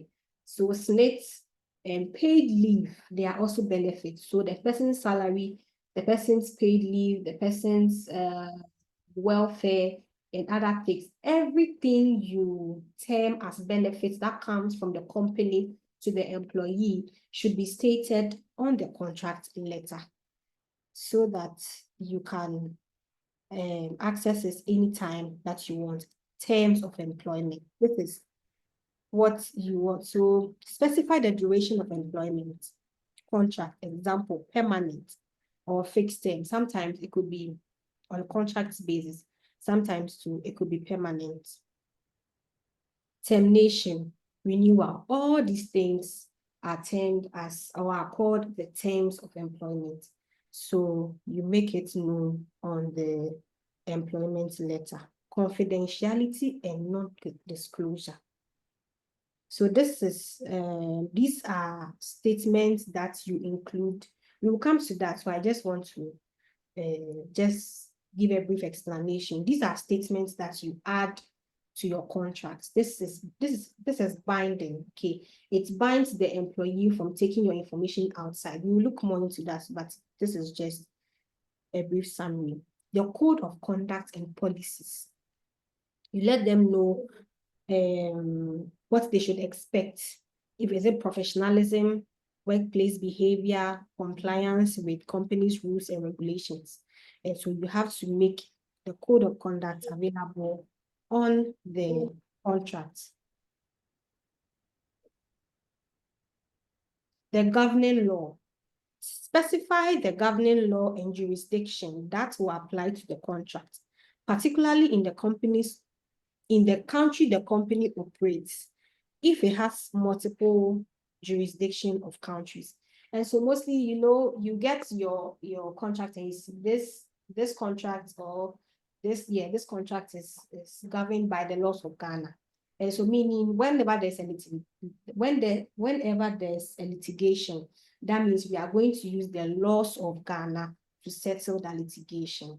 If you have multiple countries or multiple countries of as your jurisdiction, in every jurisdiction, you make sure you identify which governing laws will be used to settle in case there's any dispute.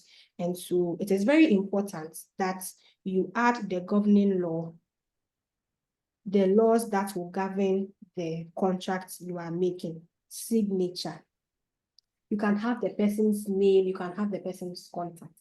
But if the person doesn't sign, it is not a contract. You don't have any contract with the person. It could just be that you just wrote the person's name there to just, carry out an unlawful act. The person should sign. It is after the signing that the contract becomes binding between the company and the employee. Yes.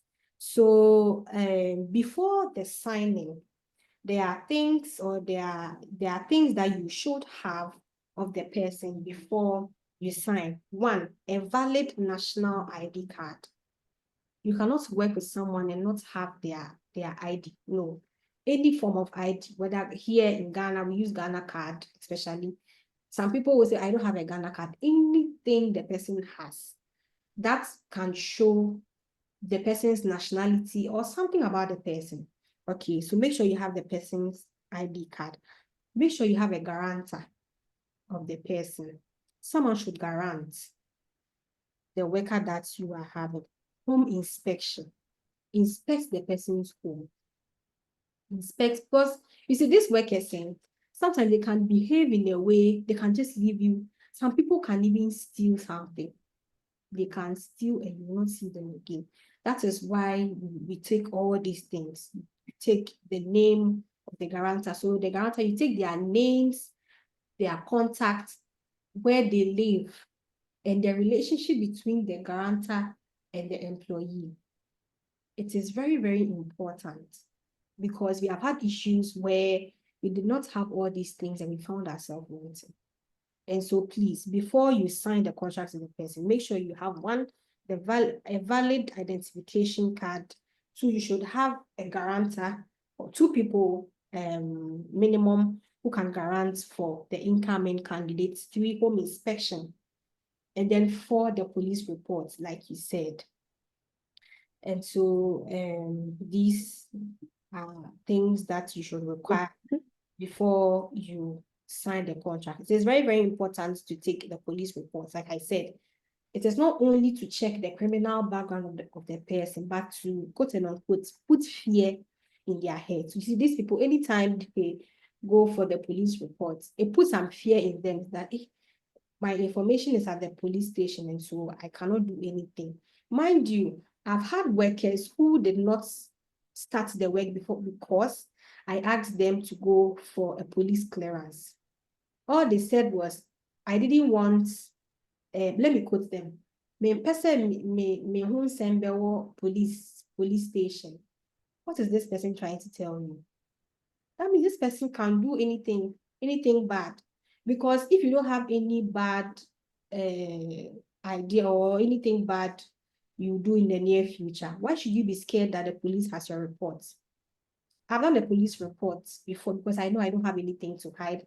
I am not going to steal from anybody. And so clearly, as soon as possible, when I was asked to do a police report, I just went to do my police report.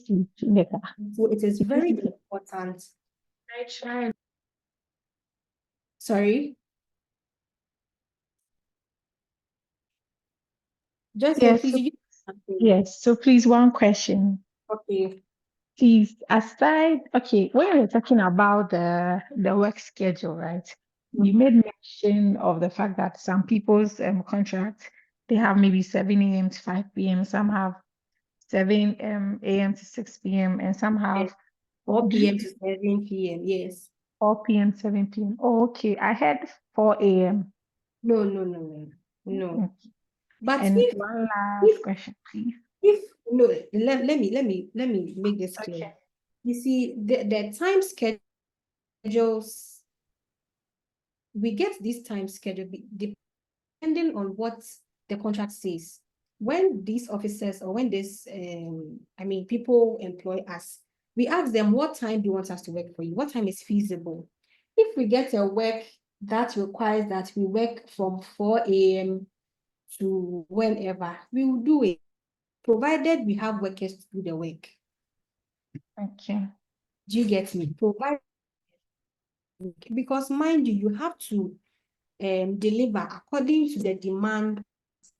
We'll do more of this in the customer session or in the customer time. You have to be able to deliver. You have to be able to give your best. So anytime the person demands, you have to be able to strategize and re-strategize yourself.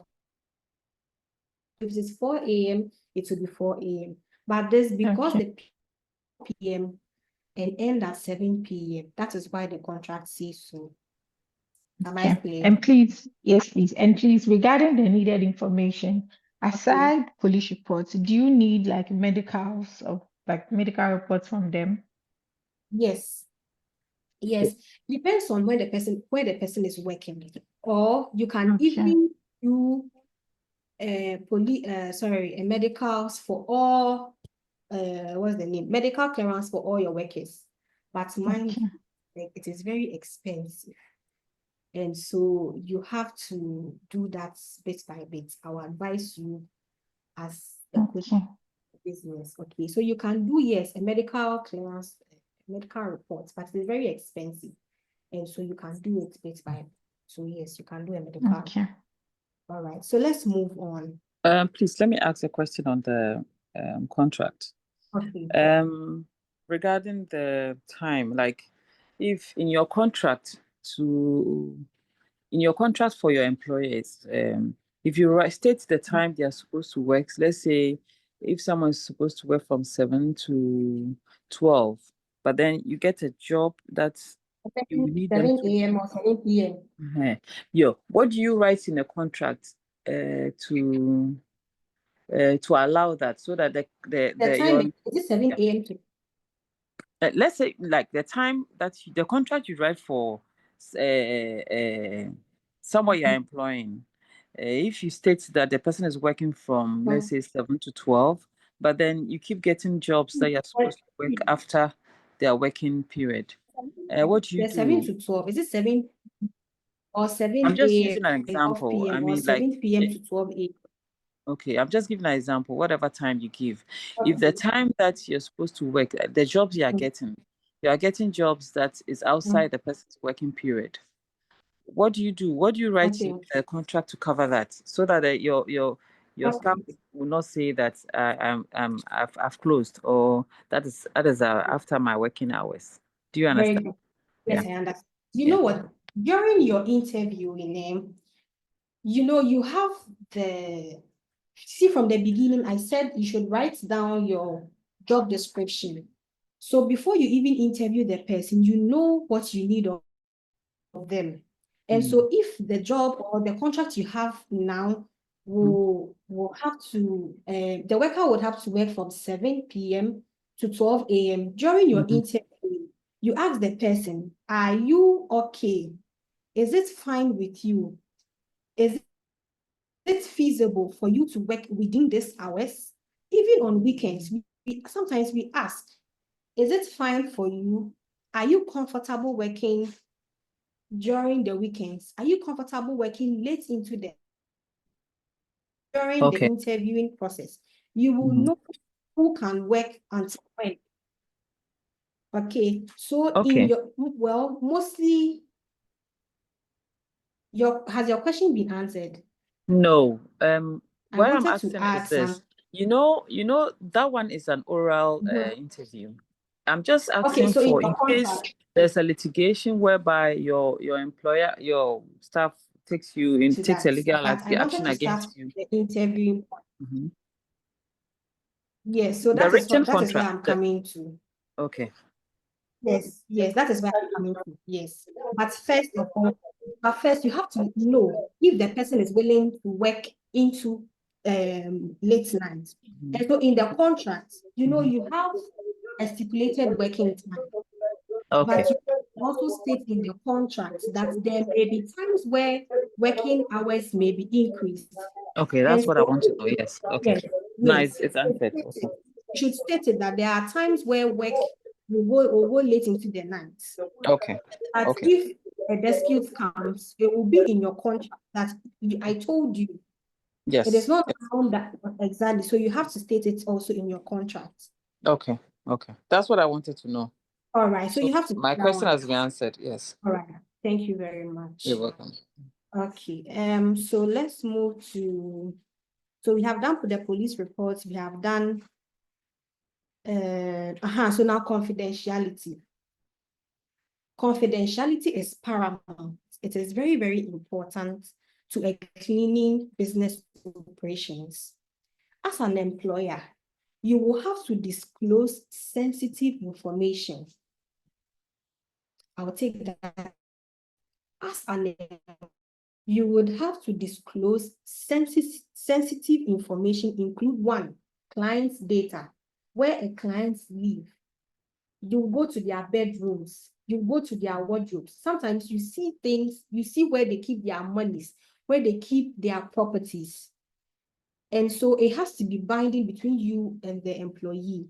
You should have a confidentiality statement so that if they sign, so that if that is signed, they do not disclose anything to the general public.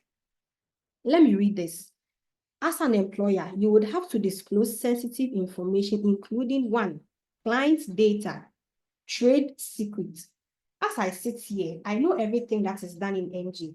I know how we do our work. I know what products we use to do what products we use to treat stubborn stains, and so I know the trade secrets of MJ Cleaning Services. And so to that, I have signed a confidentiality NDA. NDA is what? Non-disclosure agreement, which binds me, yes, thank you, which binds me from releasing this trade secrets to the general public. And so as a business owner, you would have to do same. You cannot get workers where you always have to do the work. No, by and by, they will get to know how you do your things, what you use for what. Okay, they will get to know your trade secrets, clients' data, and proprietary processes. All the processes that are done in MJ, I have them here in my head. And so you have to make them sign this confidentiality agreement. Is that fine? And so you should include that in your contract signing. Okay.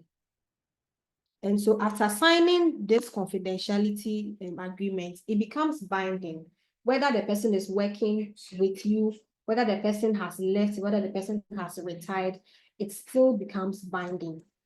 Okay, thank you very much. And now that will be the end of evaluation and job offer and employee contract and confidentiality. The last one, or the last phase, the recruitment process, is introduction and induction of the new employee. And so after all these things have been done, you have searched, you have shortlisted, you have interviewed, you have offered, they have brought their guarantors, their ID cards, you have done the police check, the confidentiality, the sign of the contract. Now they are ready into your mainstream and also start working. And so introduction and induction of a new employee. I'm going to read this, and so kindly pay attention.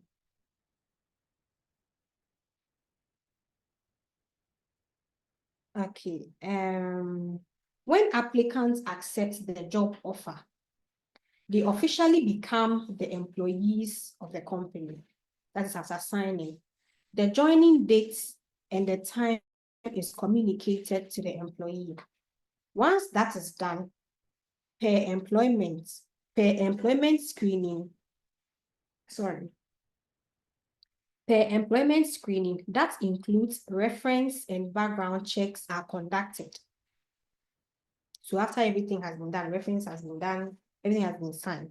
Once the verification is done, the employees are then introduced to the organization. The induction process of the employees then begins. During the induction process, a welcome kit is usually given to the new employees, and then the employment contract signed. And so here in MJ Cleaning Service, we have t-shirts for our workers. And so when you join our team, most of you do not give the t-shirt as soon as, because they haven't tasted the work, they think they can do it. But the moment they work for 1, 2, 3 days, they leave and they do not come back again. And so our employment kit is usually the t-shirts. It's usually a t-shirt. That is what we give out to our new employees. But first, they have to work for some time. They have to work for some time. In some companies, the moment you join, they give you. But with us, because we have realized some people join a week, just 2 weeks, they leave and they do not come back again. We take some time, let's say a month, be a month or 2, then we give you the t-shirt. So the t-shirt is our welcome kit here in MJ Cleaning Services. And so that is it for induction. And so, yes, so that is the end of the 7 phases in recruitment process.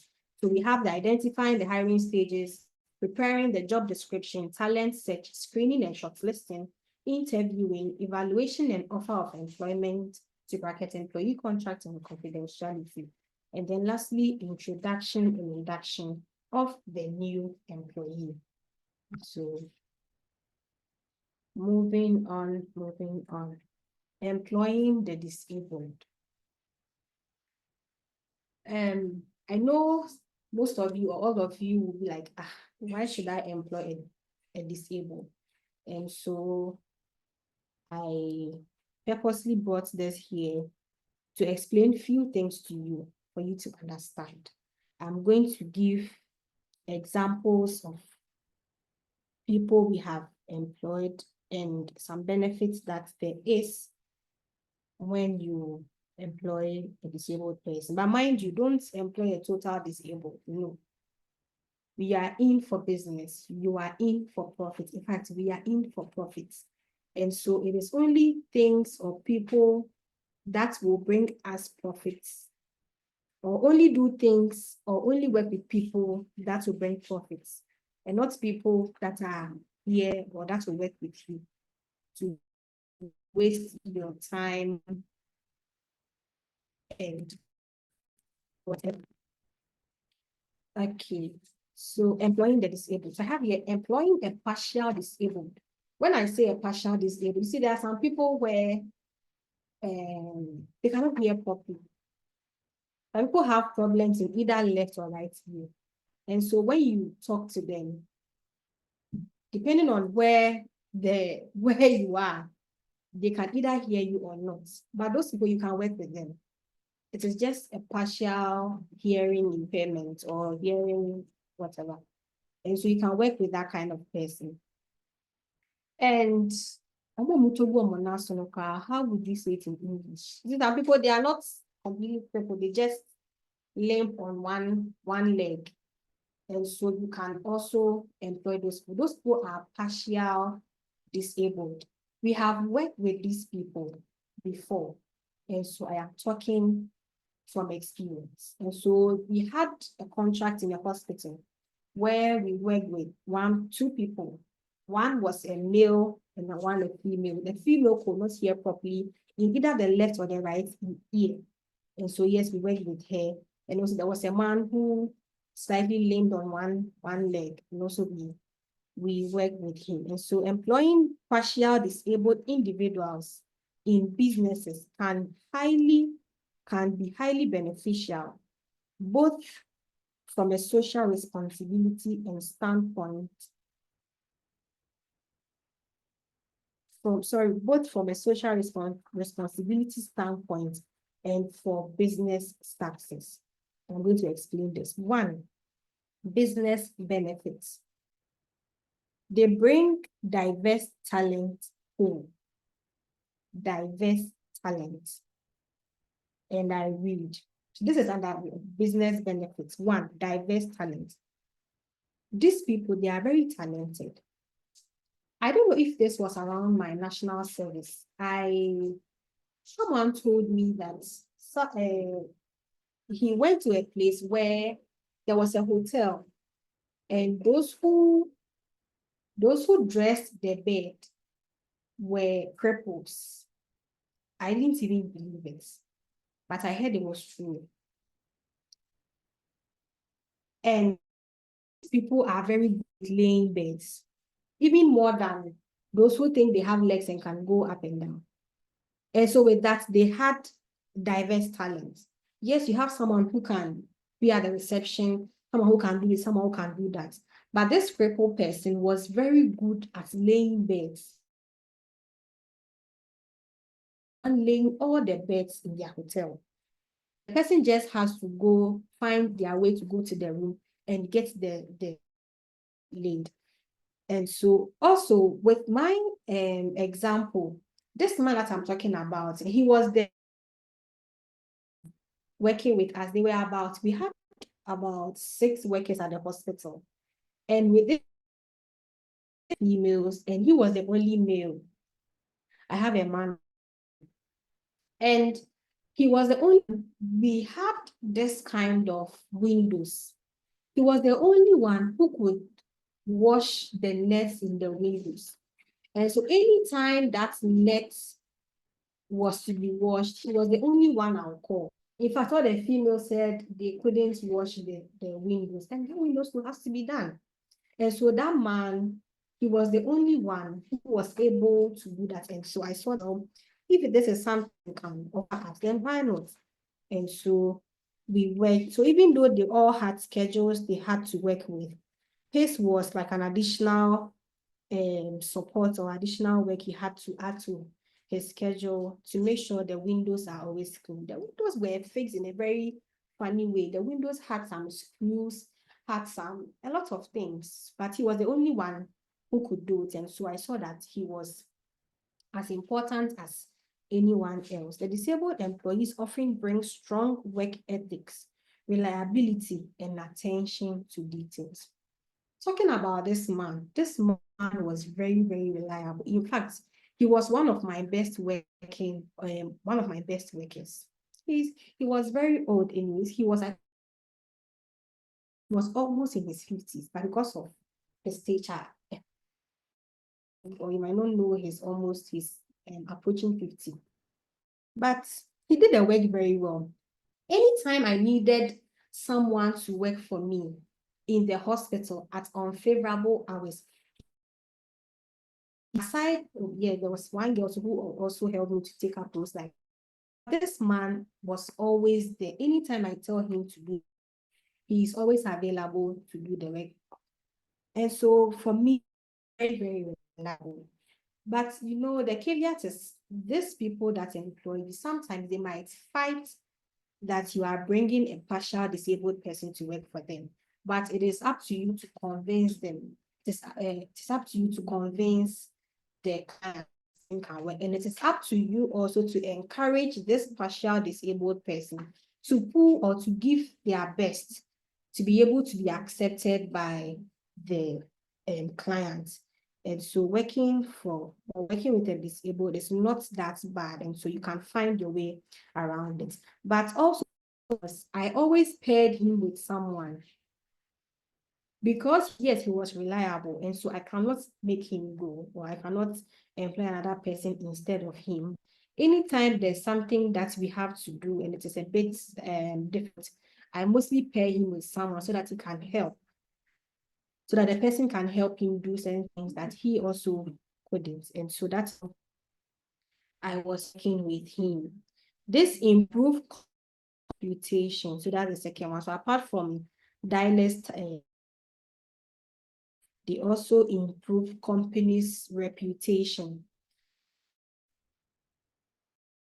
Companies and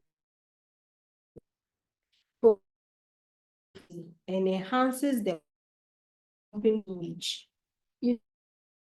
Part of the world, mostly the disabled or partial disabled are sidelined. Those people, promotes inclusivity and enhances the company's public image. People will see that, well, you are not only in to make money, or you are not only in to make yourself rich, but you are also thinking about the public too. And so people purchase you more. You have this good image, or you appear to be like the savior in quotes in the eyes of people. And so employing a disabled or a partially disabled person is not a bad thing to do at all. Financial incentives. It is in our part of the world that companies like us hardly get incentives from the government when it comes to employing disabled. But in other areas, or I think maybe we might get there very soon, many governments offer tax breaks, grants for hiring disabled workers. But in Ghana, I'm yet to see a clean company that gets financed because they have worked with what's the name, with a disabled. But last time we got a contract, you see, we didn't know these things work. We didn't know these things work. We would have gotten documented one before, but we know that we are going to do that. We are going to document as we have disabled and we are willing to do them so that even if it is not the government, you can get funds or assistance from these NGOs who come to Ghana. We have a lot of NGOs in financial assistance. If you're able to prove that your company has the ability to work with disabled, and so you can also add it to your future plans of employing a partial disabled person. This is a what's the name? I'm just giving you a key to unlock some of the contracts that you will be fighting or you're bidding for. The next one under business benefits. So I have talked about diverse talents, improved company reputation, financial incentives, and now employee loyalty and retention. You know, this person who told me, this guy who limps on his one foot, one leg, he told me that as for him, when I was interviewing him, I asked him how long he's willing to work with us. This should be part of your interview questions. How long are you willing to work with us? So you will know if the person is willing to be a permanent or this person is just looking for some money, do something. He told me that as for him, he's going to work with us forever and ever. That is what he told me. Because he even went ahead to plead that we should employ him because he doesn't have any work.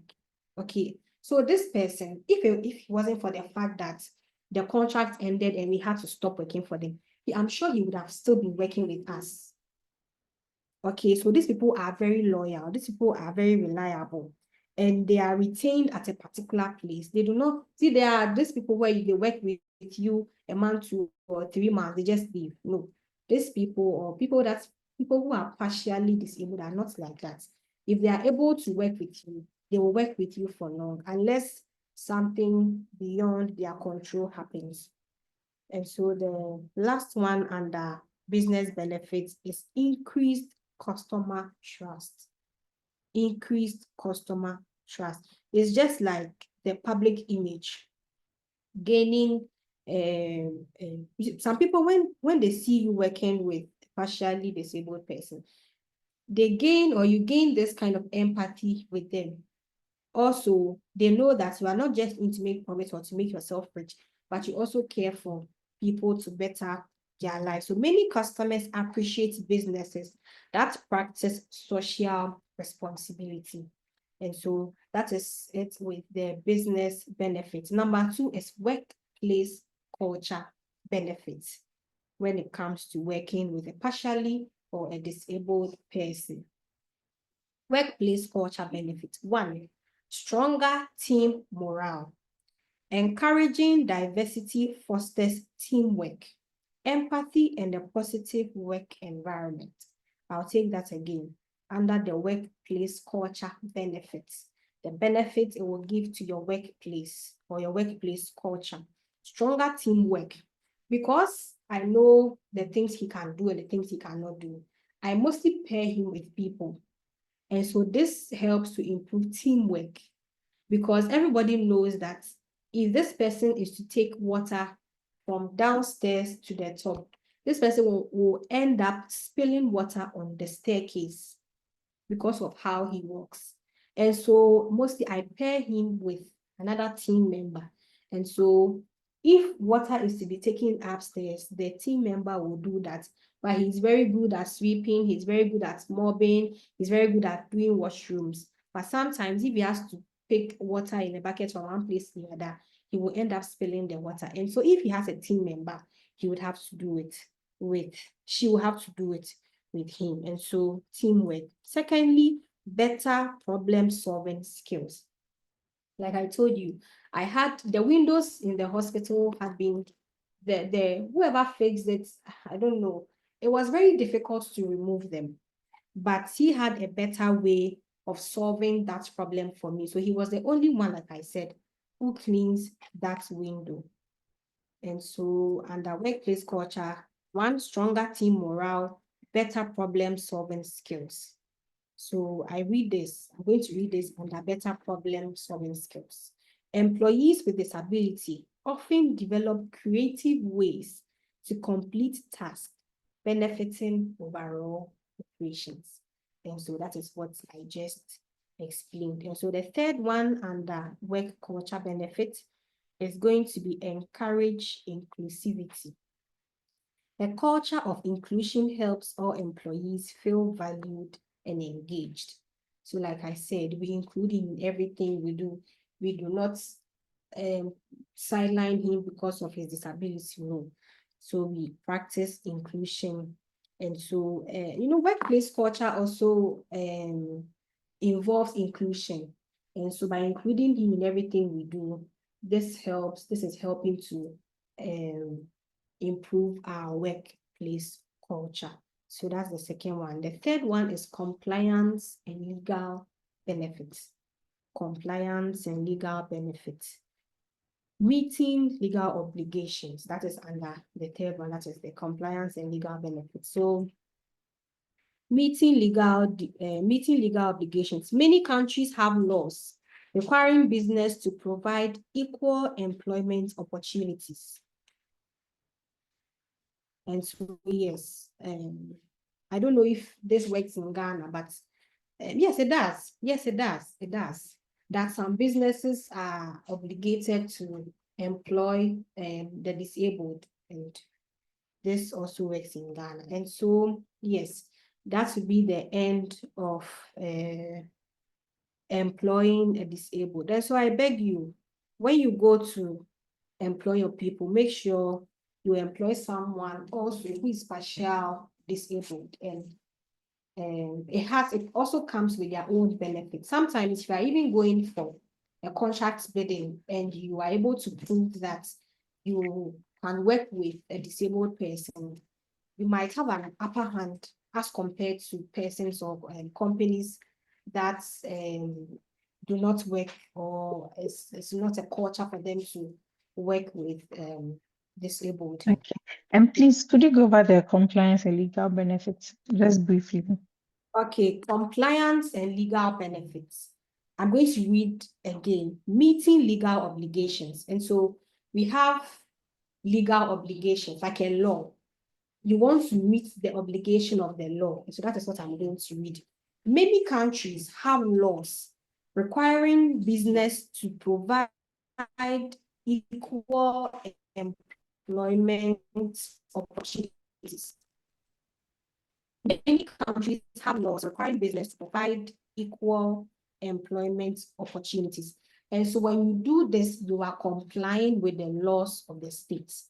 And I also said that some of the contracts, if you are going for the contracts, you can chip in that you have a culture of employing disabled, and you have an upper hand over the others. Is that okay? Can I move on? Yes, please. Thank you. So now we are on the training. So after employing them, even after employing the partial disabled person, the first thing you have to do after the signing of employment is to train them. I will always emphasize on training. Everybody needs training. Even if you employ whoever, even if you employ the finance minister of Ghana, you still have to train him to work in your company. Training is very, very important. Even as I'm seated here now, there are trainings that I go because I cannot know everything. When I joined MG, I didn't tell you my qualifications, but it's not too late. I'm a degree holder in geography and resource development. I'm also a certificate holder of airline passenger handling service, which is customer service. I'm also a certificate holder of healthcare cleaning technique, healthcare facilities cleaning technique. And so when I joined NG, I'm saying all this because I want to come to your point. In as much as I have a degree, I have whatever. When I joined NG, I had to be trained because I was taking care of the facilities. Like I told you, I'm the facility manager now. And so I had to be trained working in healthcare facilities because I have never worked in healthcare. We are a cleaning business and we got a contract to work in a healthcare facility. And so there was a need for me to be trained to work in health facilities. And so that is how I got trained, and now I have a certificate in healthcare facility cleaning techniques. And so we can never overemphasize on training. That is why it is very good that you are here. That is why we encourage people to get themselves trained so that some of the mistakes we did, you will not repeat them. Like what I just said, there was a very big contract that we were bidding. And I'm very sure if we included the fact that we had worked with a disabled, we would have gotten the contract because it was a contract that was being given out by an NGO. It was recently we got to know that actually working with a disabled actually gives you an upper hand. That is why we are teaching you. And so if you are previous trainees, I didn't teach them this. No. Update our notes to accommodate rising. So as for training, it is very, very important that we get trained. The cleaning business. We are on training. It is almost, we have to be quick. Training.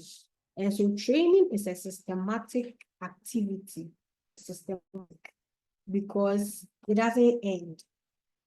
It doesn't end. I'm sure right after this training, I also have a training that I'll engage myself in, gain more knowledge so that I can give more when I meet the trainees. And so everybody needs training. Training is a systematic activity. I'm reading from the slide.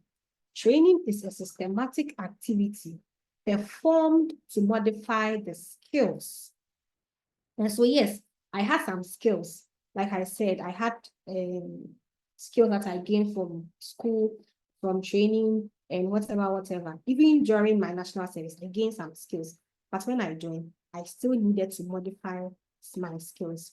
Attitude and behavior of an employee to perform a particular job, adding them to the mainstream. So before you add someone to the mainstream, they have to be trained. But mind you, sometimes you do not have the luxury of time to just train the person. Coming clients, you have to employ the person, start working with them as soon as possible. And so what I do is I train the person on the luxury of time to sit down and train them. You make sure you train the person on the, and so in my facilities or in the facilities, if I have a new work, I work with the person every day, start to finish, at least 2 weeks. And so by 2 weeks, the person would have learned everything, because I would not have the luxury to sit down and do all what I'm taking you through, because the client needs the work done and I need to get someone to manage the facility or to work in the facility. But whatever it is, you have to train the person, and you can do it on the job. So once you are training the person on the job, never leave the person. If you leave the person, the person makes a mistake, you will be held responsible. I will be held responsible. And so I work with the person minimum 2 weeks before I now give the person space and monitor from afar. And so after the 2 weeks, I do my unannounced inspection or unannounced appearance. The worker will be there doing their work, and then I'll just appear. Go and do my inspection and then monitor the person's work during the day. And so that is what I do. So there are two kinds of training that we give to our workers around here. One, the hard skill, and the second one is the soft skill. When we say hard skill is something you can see, like hardware, anything you can touch. If you can touch it, I can touch this. What's this? A hard drive. So this the softwares are see, but yet yes, I think I'm correct with that. And so the hard skill, the things you can see, the things you can hold, the things you can train them to do. One is the cleaning technique and procedures. It's experienced. You see more. The moment you squeeze it, I know that experience. So you teach the person how you teach the person there's a way you do mobbing. The person will tell you do it in a serpentine way. All this will be done in the practicals, especially for those who signed up for the practical session. Mob in a serpentine way. Do this in this way. Do the window. So it is a process that you can see, a cleaning technique that we are using, and so that it is visible for you to see. And so one cleaning technique. And so please pay attention. Proper cleaning methods for different surfaces. Example, floors, countertop. All these are going to be taught. How to do floors, how to do countertops, how to do kitchen, how to do window. And so you have to teach people use equipment and tools during the cleaning process or procedure. Example, using of vacuum cleaners. What you use when you are mopping the floor, what you use when you are tops. Yes, you have to use disinfectant on countertops. You have to use floor cleaners to mop the floor. All these things are taught. All these things are taught by the employer. That is why we are teaching you, so that when you employ your people, you can teach them all of this. And so if you haven't signed for the practical, kindly do so that you gain more knowledge when it comes to that. Okay, let's continue. Technique for cleaning stains, dirt, and effectively. And so you teach your people to do all these things, either before you add them to the mainstream or you teach them on the job. But most of the time, because of how the contracts are and the pressure that comes with, we mostly teach people on the job. Because, you know, in our part of, in this industry, you learn when you do. You learn as you are doing. You learn to mob well as you are mobbing. You learn to scrub well as you are scrubbing. Because if today you used a scrubber or a scrubbing brush and it didn't work, next time you will add something to the scrubber or you add something to the scrubbing brush to be able to get that dirt off. This will be taught in the practical session. And so basically you have to teach them the cleaning process. Secondly, chemical handling and safety. I'm going to read it, so kindly pay attention. Safe handling storage. You have to teach them how to handle chemicals. Sometimes, no, not even sometimes, we use hard chemicals because some of the deaths or the deaths are hard. Sometimes you meet difficult jobs. These difficult jobs will be done with hard chemicals. And so, yes, we use hard chemicals, but you have to teach them how to use hard chemicals. If you are using hard chemicals, you know you have to protect yourself. There's a way you do the mixing. There's a way you handle it. There's a way you store it. And so all these things, you have to teach them. So safe chemical handling, safety, the use of PPEs, you use nose masks, you use gloves. So as you are teaching them, you provide them for them and make sure they are using it. Make sure they are using it. Else, if they do not use these PPEs and they get injured as an employer, you are going to pay for their hospital bills. So you have to insist and teach them how to use the safety. Make sure they are using it so that nobody brings additional medical bills to the bills you already have to pay, and how to effectively administer first aid. You have to also teach them how to administer first aid. All these things will be properly dealt with in the practical sessions, but I'm just teaching you or taking you through what you have to teach them or teach your new employees when they join your team. 3, sanitation and hygienic standards. I'm going to read, understanding of sanitation protocols and hygiene and best hygiene practices is important to your team to prevent cross-contamination, best hygiene process. So when you come to MJ Cleaning, we have various towels and what they are used for. Colors, various towels and various colors and the various places they are used for. Different towels and different sponges for kitchen, different towels for washrooms, different towels for your bedrooms and other areas. We do not use the same towel we use in the kitchen, in the washroom, and vice versa. This will be taught in depth in the practical session. And so you teach them sanitation and hygiene standard. So that is what it entails. Number 4, equipment maintenance. Equipment maintenance. Here in MJ Cleaning Services, no matter what the time is, or no matter what we close, or no matter what the time is, the closing time is, we still have to wash your napkins, your towels, and clean your machines, because that is what you work with.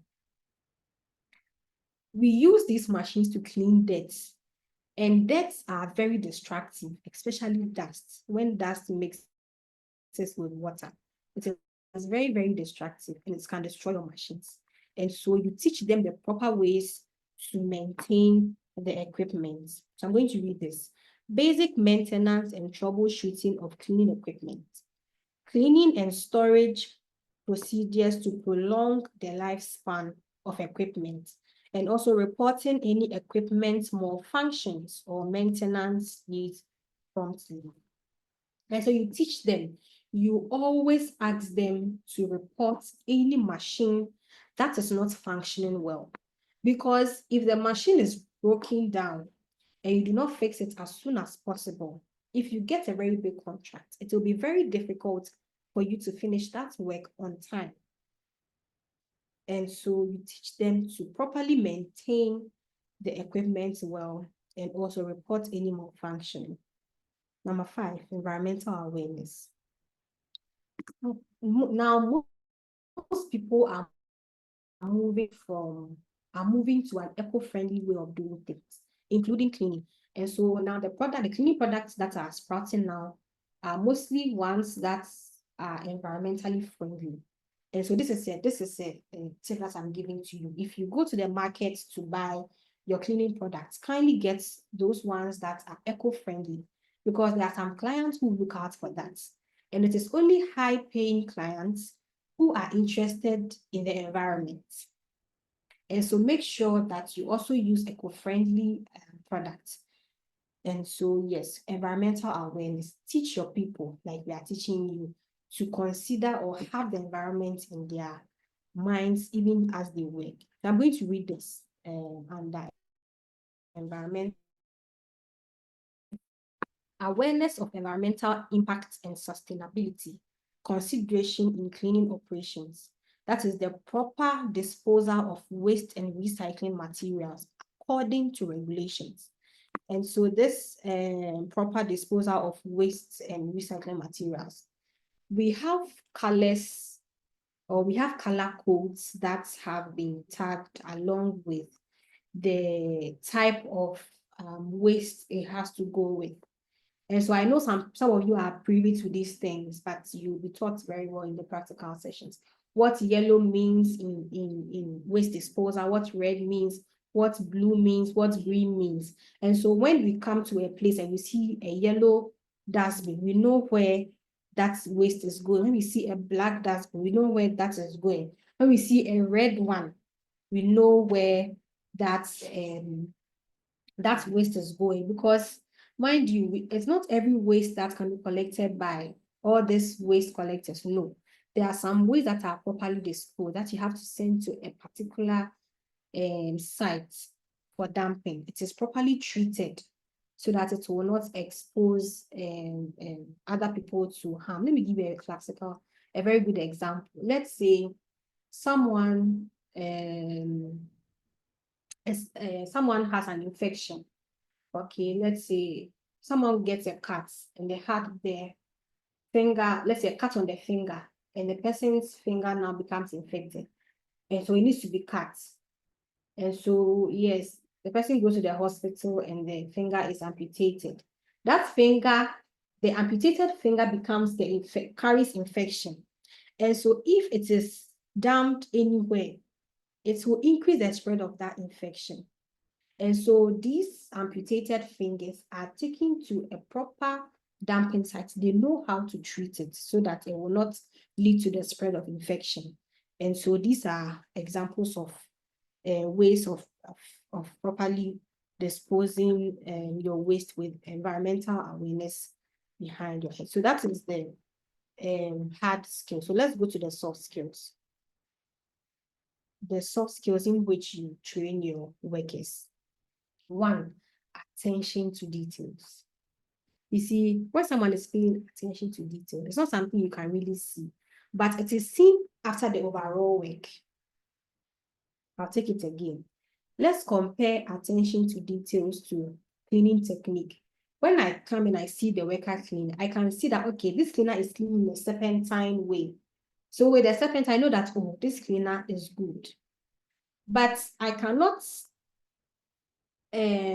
see, or I cannot perceive a cleaner that is cleaning with much attention. It is after the cleaning that I'll know that, okay, this cleaner cleaned with paying attention to the details of the room or of the place. And so these are soft skills that you have to teach your people, to pay attention to details, every detail in the room, step by step, because it's not done that way. The work becomes a lot, and you still have things to go back to. And so you have to teach your people to pay attention to details. Start from one point to the other. Or from that part of the room towards the exit. That is how the work is done. And so you make sure you teach them to pay attention to details. The second one is integrity. Integrity. What you say, you have to do it. Make sure you don't tell the people we are doing this, yet we go back to your work and it is something else. Even if the person is not, some people will just give their buildings to you and just go away. Make sure you do the work even very well, even if they are not around. Because it is very important that the person comes back, enters the room and sees that, oh, even though I am not around, these people have the integrity of working very well. Some people will work well when the clients are around. But if the client goes away, they just do a shabby work, take their money and go off. This will destroy your company's reputation. And so teach them to have some integrity, trustworthiness. The client should be able to trust you with their data. With their data, they have to be able to trust you with their rooms. People will leave their houses for you with monies, with properties, with whatever. But you have to be able to gain the trust of the clients that even though they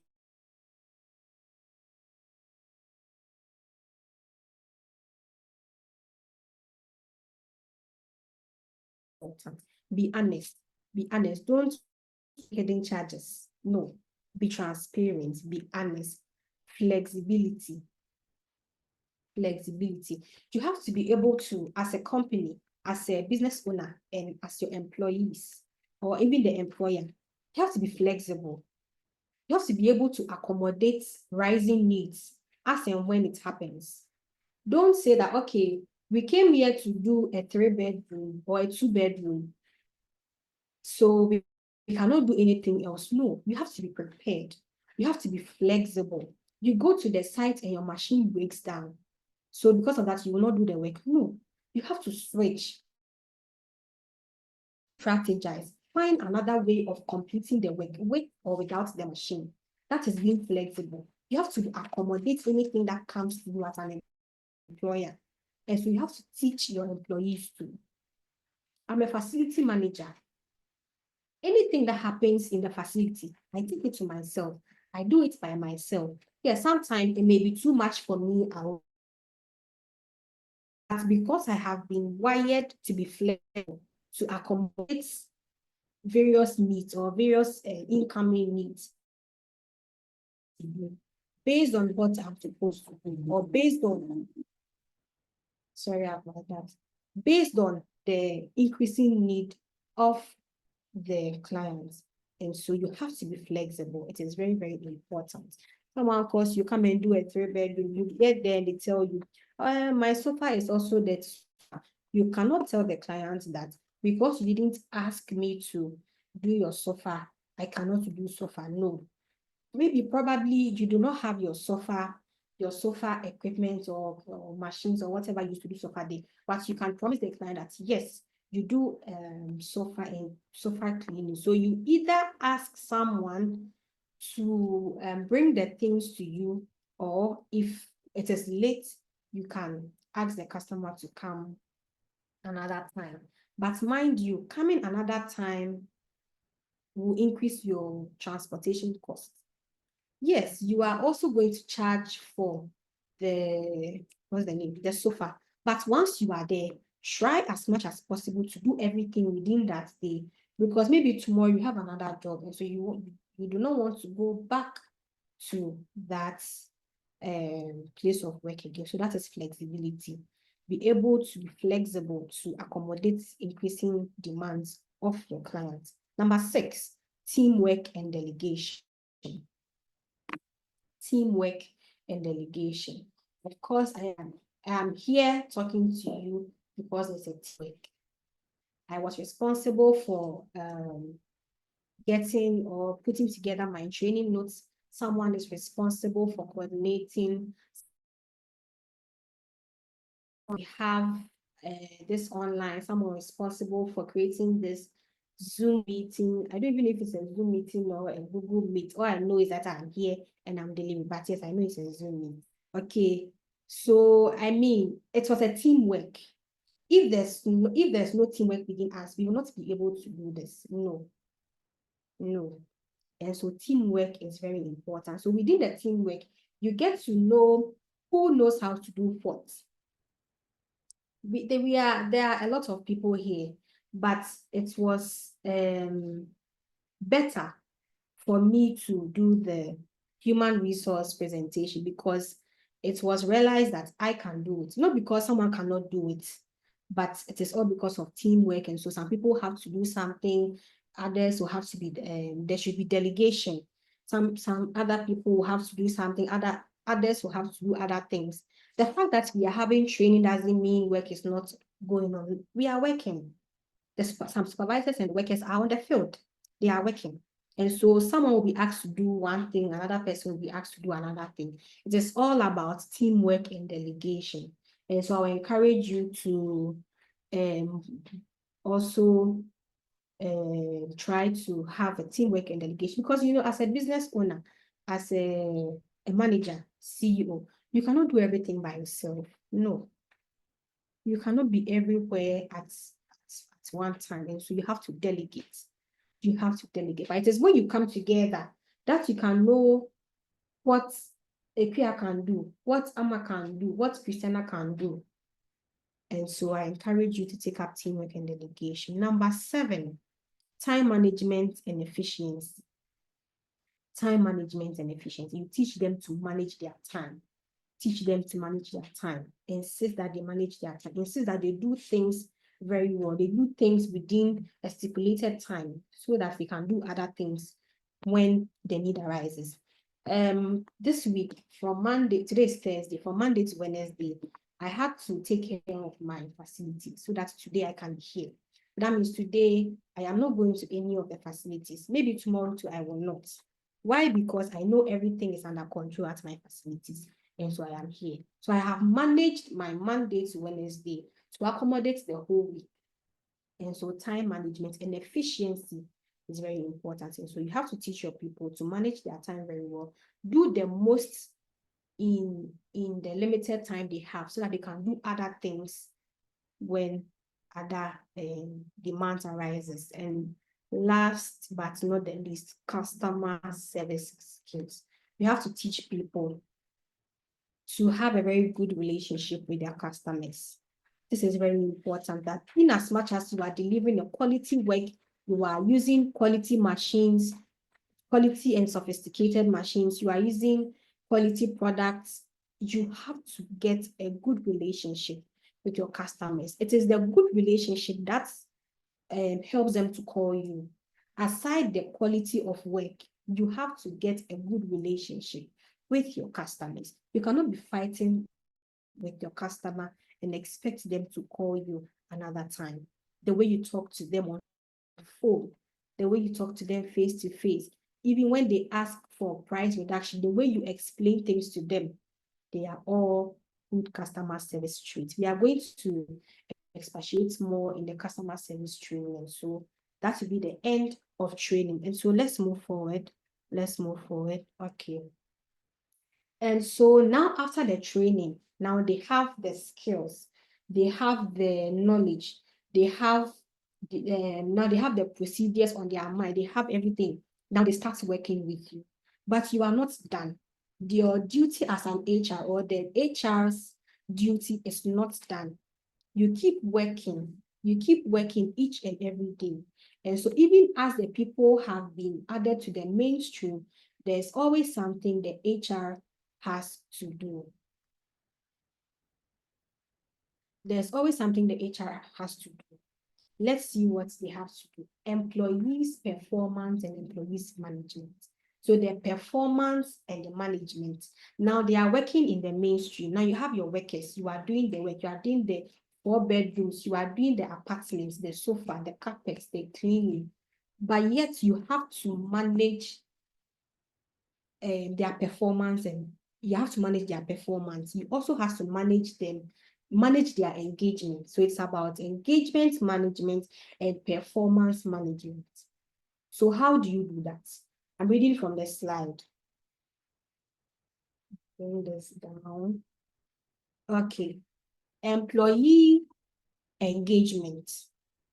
Employee engagement focuses on creating a positive and fulfilling work environment by involving employees in their various aspects of decision making. And so this is particularly about decision making. You see, yes, it's your company. Yes, you are the CEO, but if you make everyone in the company, especially a decision that is about them. I don't think here in MG, they'll make a decision in any of the facilities without involving me, because I'm the one there. I know what works there and knows what doesn't work there. Okay, and so in order for your people to feel valued, in order for your people to feel that, yes, you appreciate their work, you appreciate their ideas and the input they bring on board, you have to engage them in every decision-making process. Not just the decision, but of course the procedure, the execution. Because if we are making a decision in MG and I partake in the decision making, that means I am going to partake in the execution. And so we are going to look into that. Hence, I'm going to continue reading. Hence, employee engagement has a positive effect on employee performance. Of course, if you are valued, if your decision is welcomed, if you are asked to get involved in the execution of some policies, of course, it is going to rub off on your performance. Okay. Engaged employees get work more done, and it is of higher quality because, one, their ideas were accepted. And so since their ideas are accepted, it becomes an idea you brought on board. And so you do everything possible to make sure that the idea you brought comes to life. Okay. And so these are some of the things we are going to see. Let's continue reading, or I'm going to continue reading. They are more invested in their work and motivated to do their best, leading to better employees, leading to a better outcome. High rates of engagement rub off on the work environment too, increasing retention and decreasing accidents. So employee engagement, it was because, I'm going to use myself as an example. Most of the time when there are discussions, when it's time for us to make some decisions, I get involved or I'm asked to come on board. And so there is this sense of me staying here for long, unless something beyond my control comes up and I have to go. But in the absence of anything beyond my control, I'm going to stay here because I feel valued. My ideas are not rubbished away. And so this is a very this is an example of employee engagement, and this is a typical example of myself that I'm using. So increasing retention and decreasing incidents. Okay. One may ask, how will it decrease incidents? There are a lot of things that has happened on the field that I have vowed that they will not happen again. And so once I am here, I am going to make sure those things do not happen again. No, but if you keep changing people, if people keep going and another person, I go, another person comes, that person, yes, I might have documented a lot of things, but there are some things that I have experienced that even though I have vowed that this thing will not happen again, the next person coming has not had that experience. And so there could be a tendency where that thing might repeat itself. And because the person is new, that incident will happen. But if I was the one there, I will make sure it doesn't happen. That is basically the meaning of decreasing incidents. Yes, incidents are bound to happen. A lot of things, sometimes you don't even know where the problems come from, they'll just come. But because I have that experience, even if I see the problem coming, I'll be able to handle it before it comes. That is, you project incidents and curb them. Okay, so that is if you engage your employees in decision making, execution, and what have you, they become hard workers, they are retained, and there's a higher rate of decreasing incidents. So engaged employees take pride in their work, actively partake in business growth and profitability. I'll take that again. Engaged employees take, excuse me, sorry about that.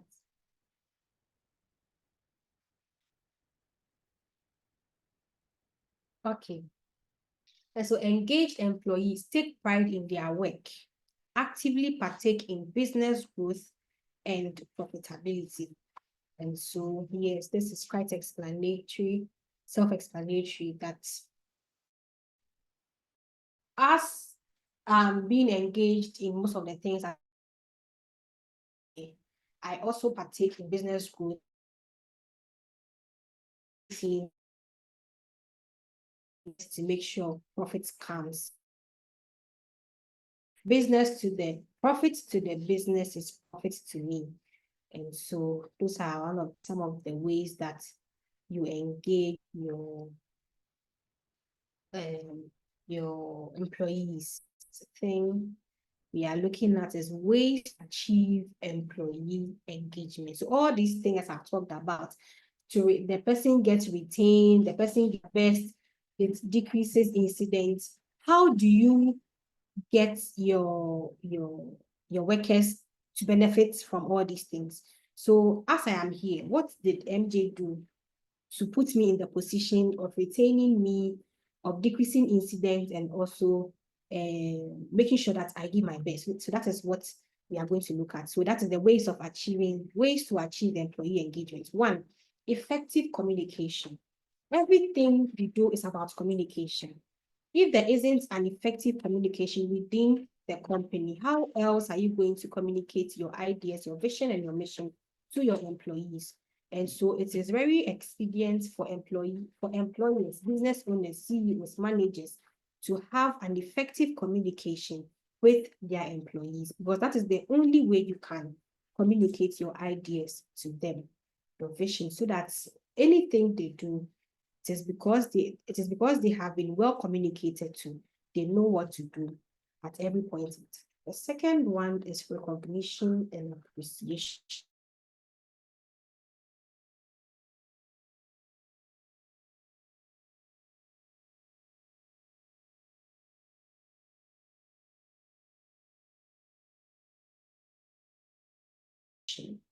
For their hard work and contribution, recognize achievements publicly, and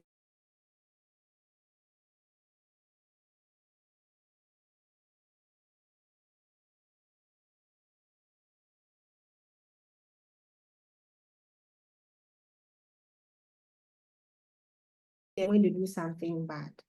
And so in the same way, if they do something and you think they did very well, kindly appreciate them, especially when there's a meeting. That is why, as part of the reading, I said recognize achievements publicly. And so that is it about recognition and appreciation. Number 3 is opportunities for growth. Give them opportunities to grow. Provide opportunities for skill development, and career advancement. Offer training programs. I used myself a few minutes ago that I have a certification in healthcare facility cleaning technique. I didn't learn this in school. It was a training that was given to me in MJ Cleaning Services. And so with this, I have a sense of belongingness. I have the sense that, well, this I'm not just being used to make profits, but they also think about my career growth and development. So give them opportunities to grow. And like I said, to retain them, to decrease incidents, and also to bring the best out of them. These are the things you have to do. And so you also have to make sure, give them opportunities to grow. So you can enroll them on training programs like our workers training programs. This is a cleaning master class. We also have classes for workers, so you can also enroll them. We have a special way of also training those people for you to work with them. So like I said, provide them with opportunities for good. And this is also an example of employee management. Okay, so the next one is employee involvement. Employee involvement. Involve employees in decision-making process, especially those that directly affect their work. Like I said, any decision that is taken in the facility cannot be taken without me. Not because it will not work, but because I am there. I know what works there and what goes on there.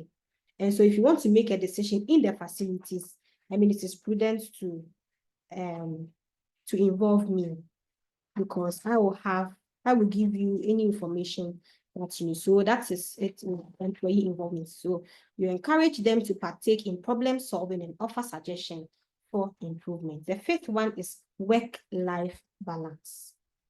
Work-life balance. I'm going to read this one.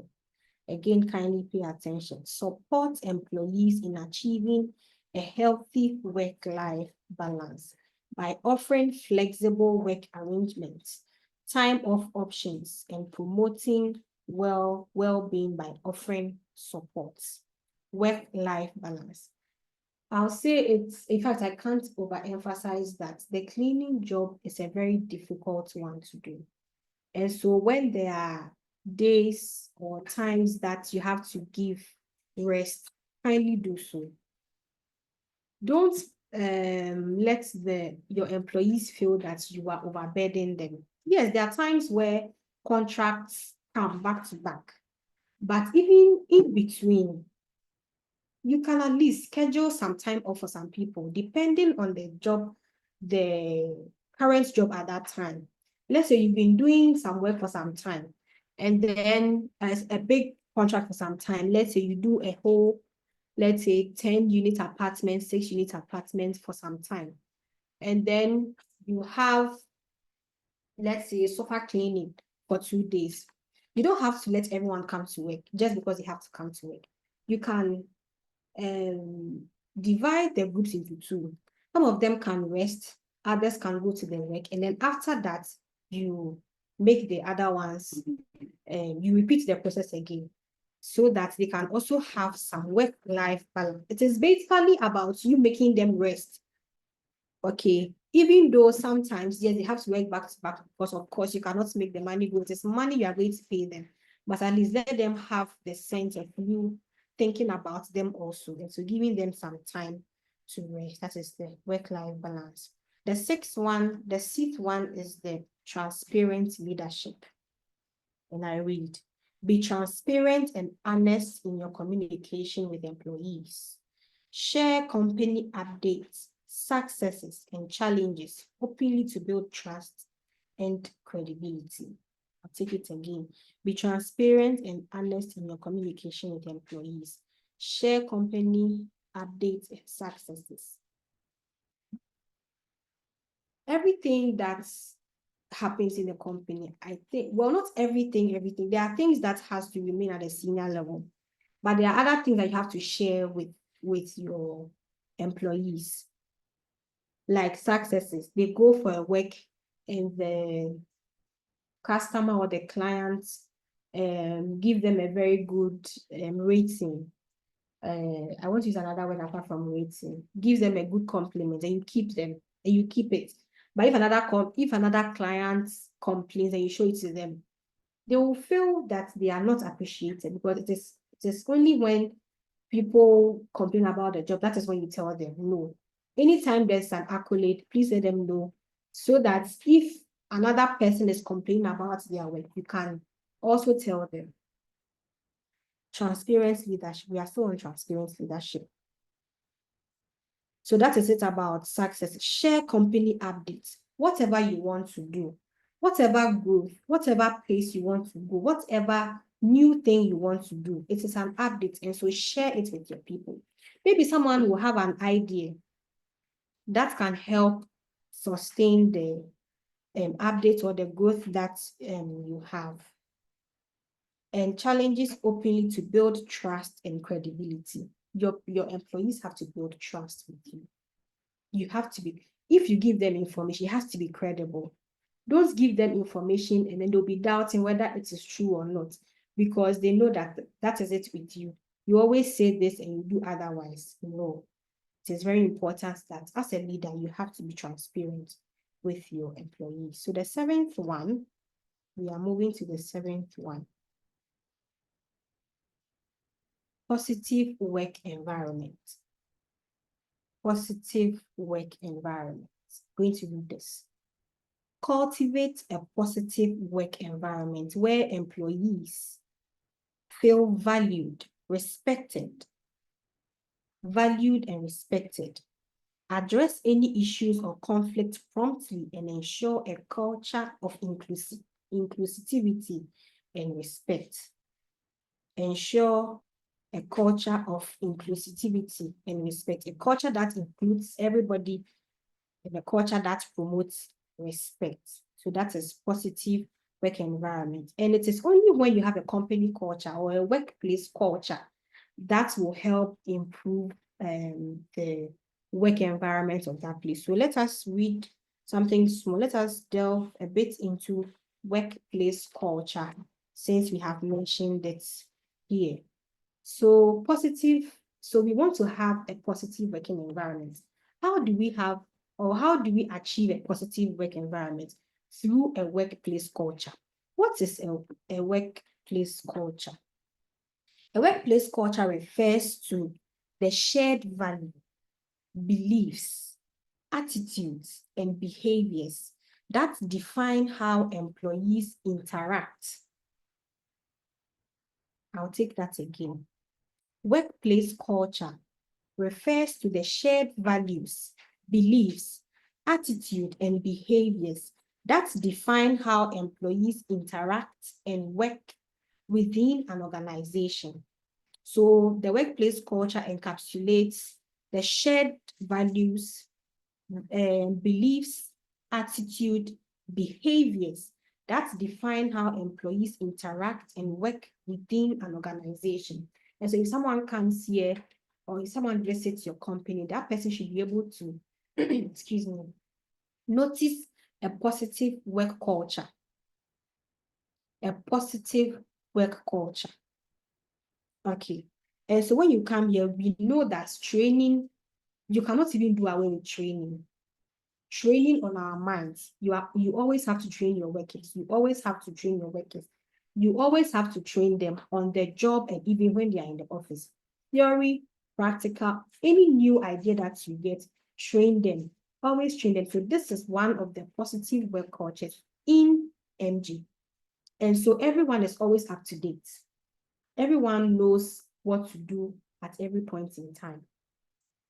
And so someone should be able to identify a work culture if they visit your company. I continue to read. A positive work culture fosters teamwork, respect, and inclusivity, creating an environment where employees feel valued and supported. It is shaped by leadership styles, company policy, communication, and workplace practices. I'll take that again. The workplace culture is shaped by leadership style, company policy, communication, and workplace practices. Okay, so this is how you create your workplace culture. So when you come to MJ, we know that when you take the leadership style, we know that here in MJ, the leaders don't force ideas on us, or they don't force things on us. Anytime there's a meeting, you can share an idea. If you have an idea, you can share it. It's not a place where things are forced on employees. It is not a place where things are forced on the supervisors. We always share ideas.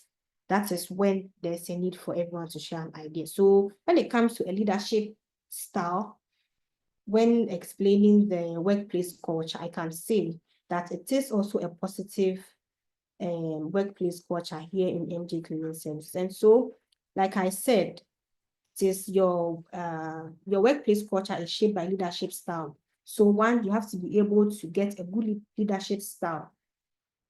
So talking about a good leadership style, that is allowing everyone to share their ideas. That is one. Your company policies. What is governed by company policies? What governs your company?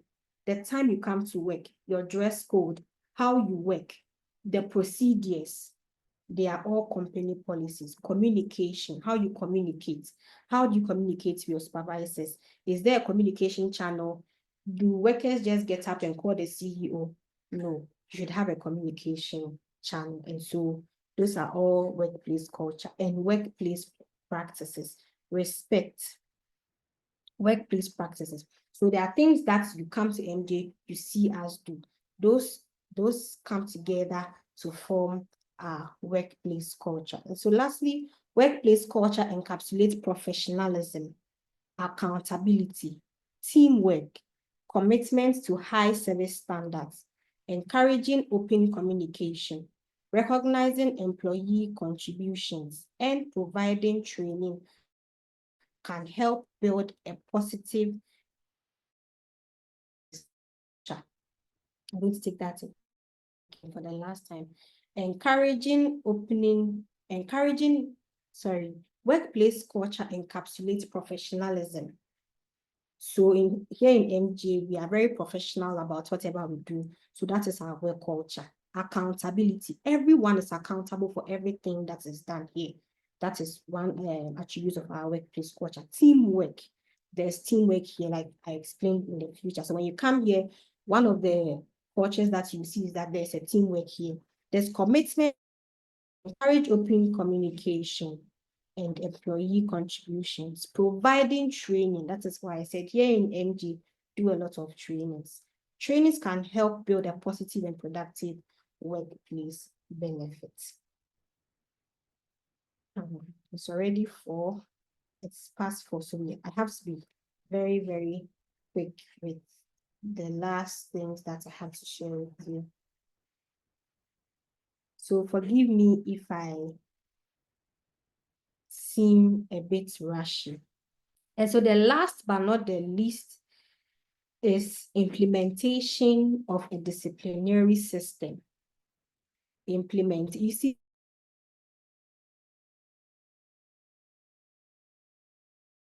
some people can go off board, some people can go off gear. What do you do to these people? It is also a means of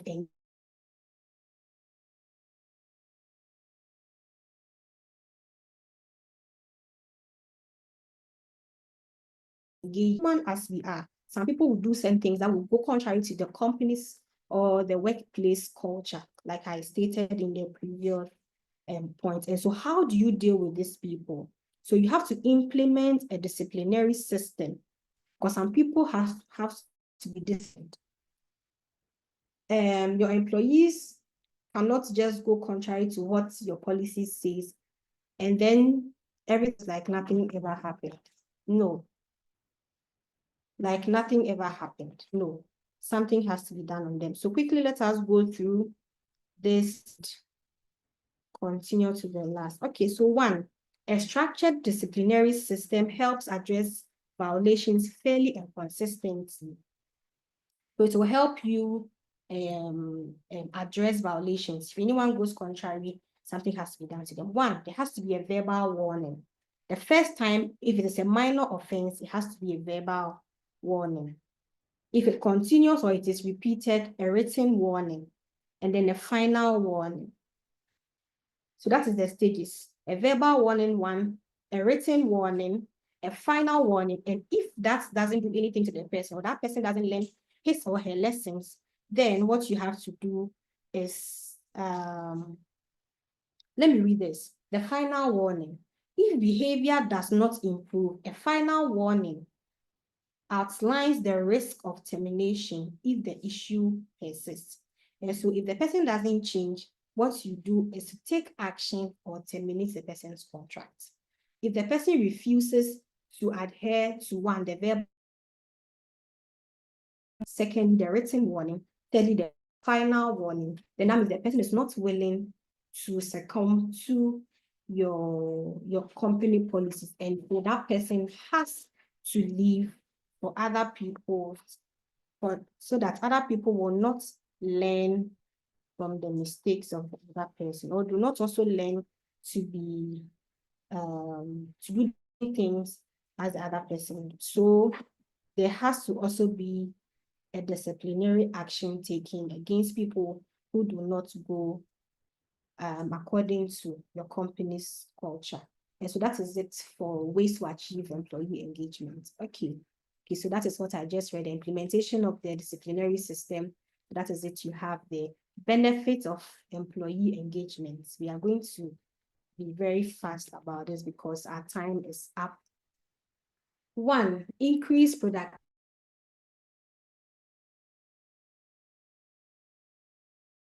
You implement all these things: employee retention and cost. You keep them. You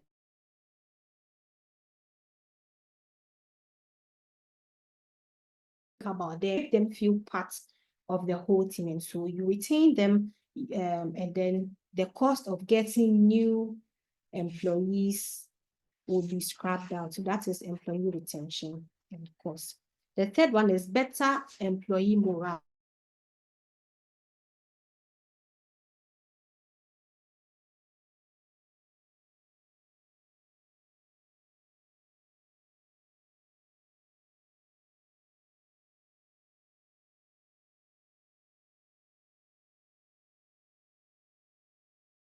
Deliver according to what you ask them to do. They have a high spirited, or they are high spirited, to deliver whatever they have to. The next one is greater innovation and creativity. Greater innovation and creativity. So they become innovative, they become creative in every aspect that you put them in, which innovation is very important. It is only when you engage employees, that is when they become innovative in their work. The next one is stronger teamwork. Stronger teamwork. Engaged employees, they are mostly people who work together and they have a stronger teamwork when it comes to they having anything, any activity to do as a teamwork. The last but not the least is the positive company culture and reputation. I have already spoken about company culture, and so that means if you engage your workers in decision making, execution, planning, and anything, you have a positive work culture because they understand what you communicate to them and they are willing to help you achieve that goal. And so performance management. So this is the other parts of managing the employees. The first one was engagement, but this one is managing their performance. How do you see who is doing what and who is not doing what, who is working more than the other? This is how you analyze them. So quickly, let us go through the performance management. Performance management is the process of ensuring that employees are effectively contributing to the achievement of organizational goals and objectives. So there is no time for social loafing. No. There is no time, there's no space for social loafing because you are monitoring everyone. Yes, you cannot do it all by yourself. That is why I said from the beginning that if you are alone, then you need to employ a supervisor, because it is the supervisor who can be able to tell you what is happening with who is working, who is not working. But some way, somehow, there's a need to track employee performance. You can either do it on a monthly basis, on a weekly basis, but some way, somehow, like I said, you have to track their performance. In the context of cleaning business, performance management involves monitoring, evaluation, and improving the performance of staff and cleaning staff. Staff, because all your staff are not cleaning staff. You have staff, yeah, like I said, those ones in the management team, the supervisors, the managers, they are the staff. But in the cleaning staff, that is why I made that distinction. So your cleaning staff, you have to evaluate, monitor, and improve the performance of the staff and cleaning staff to ensure high quality service delivery. One, training and development. I use myself as an example. That it was here that I got a training in the healthcare facility cleaning technique. So it enhanced my performance. Now I became someone who could work. So now I can work in any hospital. Any contract from the hospital that we get, I can work there because I have the knowledge now to work in any health facility. So that is training and development. So it has enhanced my performance. Two, goal setting. Goal setting.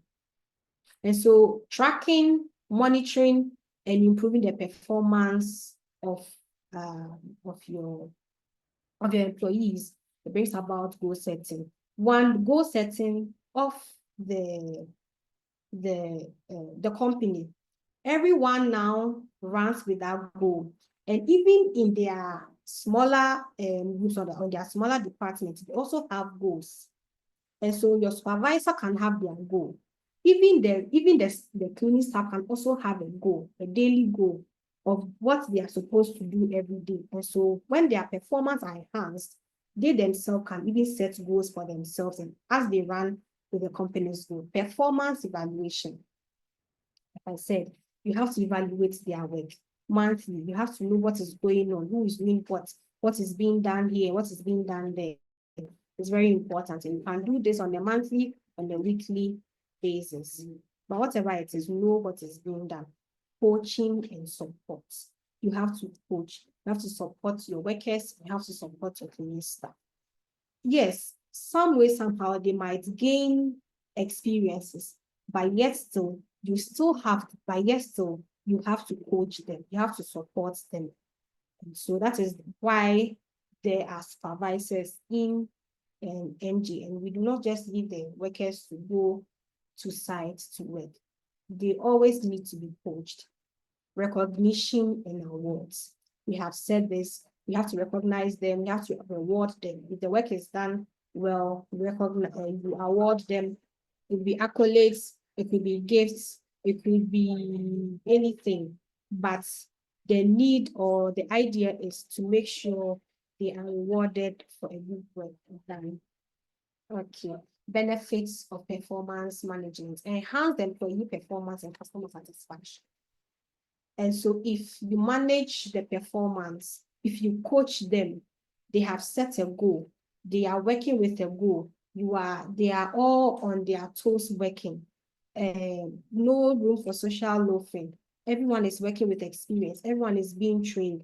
These are the benefits that we can get. Enhanced employee performance and customer satisfaction. That means the employees' performance it becomes better, it becomes bigger. And so it will rub off on the service delivery. And so customer satisfaction is gotten from the employees' performance. Number two, reduce cost. If you do not train your people, they always make mistakes. They always make mistakes on site. And so that means going back to do the work, using more products, using the transportation cost, it is always costly to do things over and over again. And so when you enhance their performance, if you train them, you provide coaching, you provide everything to enhance their performance, it will help you, the employer, to reduce costs, which is very, very important as a profit-making business. Third one, increase productivity and profits. Like I said, when they are working well, the customer is satisfied, they will give more referrals, they are having more places to work, that is more jobs coming, more contracts coming, and that is more money coming, and that is more profits also coming. Identifying training needs. One of the ways where you identify training needs is when you assess or you access the employee. You access them and see that, well, this person is lacking. Yes, we were working in a health facility, but until when you were asked certain things, you didn't know how some things are done in the health facility, in the health facilities. Yes, we were doing the work all right, but it got to a stage where we saw that someone has to be trained to work in a health facility. That is why that training need came. There was a need for me to be trained to work in health facilities. And so that is why we were able to identify that someone has to be trained, and I was trained, and now we have a trained person who can work in any health facility The last one is business growth and expansion. Anytime there is there's the employees' performance are enhanced, it brings about business growth and expansion. Of course, if the customer is satisfied, like I said, more business growth, profits, and then you can expand. It is when you are getting more profit that you can expand, but it all comes as a result of the enhanced employee performance. Okay, so that is the benefits of the performance management. Now, employee motivation. I'm going to go through this quickly because we are all privy to what motivation is. Motivating employees in a cleaning business is essential for maintaining high productivity, quality service, and employee retention. Here are some effective strategies for how employees. One, financial motivation. Providing fair and competitive pay is crucial to keeping employees motivated. Bonuses and incentives for excellence performances or clients' feedback can increase motivation. Offering overtime pay, paid leave, or health benefits also enhances job satisfaction. So this is where you motivate employees through adding some of money or yes, offering them some amount of money that can help to get them motivated. Secondly, recognition and appreciation. So this one is not even about, it's away from financial motivation. Sorry, it's away from financial motivation. It could be a gift. It could even be appreciation. During your meetings, you can, okay, like stated here, an employee of the month. You can also do that, which will help people get motivated and give the best that they can. The next one is career growth and training. So like I said, I was trained, and so now I feel motivated. Now I know that any health facility contracts that we get, we can work there because now I'm a trained health facility worker. Okay. Work environment and support. This is about work culture. You maintain a positive workplace culture. So let me read this. Creating a positive work environment through teamwork and inclusion improves ensuring safe and comfortable working conditions by providing proper cleaning tools. Uniform equipment is essential, offering flexible schedules to accommodate personal responsibilities.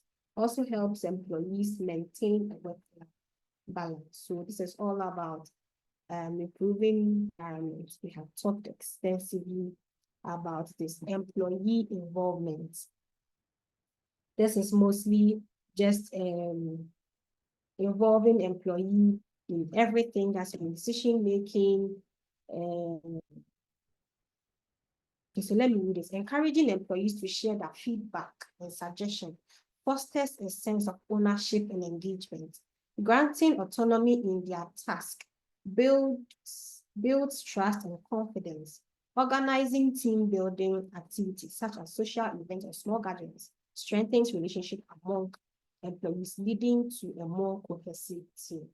So that will be that for employee motivation. Let's quickly employee contracts. We have done this, and so I'm going to quickly read this because we have already done this in the hiring stages. Identification parties, employing details, job description, work schedule, compensation, terms of employment, confidentiality and non-disclosure, code of conduct and policies, governing law and signatures. So this is what you have to include in your contract, as discussed earlier. Okay, so we have done this. We have done all of this before signing the need of valid national ID guarantor. We have done all of this. Confidentiality. We have done this. Okay, codes of conduct for employees. There's a way you have to insist, or you have to insist on some conduct of your employees. Make that themselves in a certain manner. One, about theft.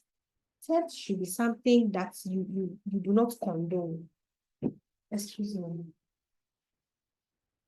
Theft should be something you do not condone. Even if the person steals a coin, just sack the person.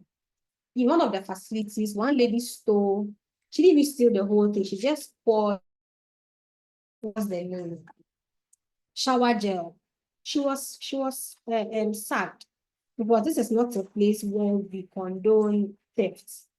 Today she steals a coin, tomorrow she will steal dollars. Today she steals a shower gel, tomorrow she will steal something bigger. And so no matter how small it is, just like the person. You have to communicate to your people that you do not condone theft in any way. The smallest thing someone steals, just like the person, that is all. Adhere to reporting channels. Teach them to adhere to reporting channels. Not everyone should pick phone and call the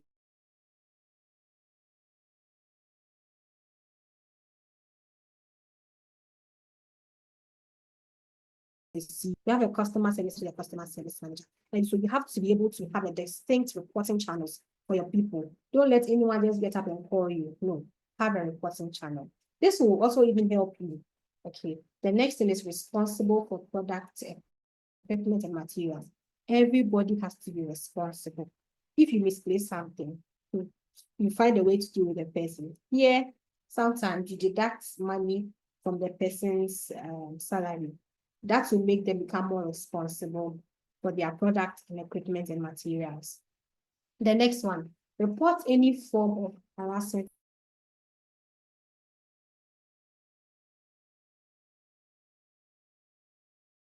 So what harassed by clients and customers is very high.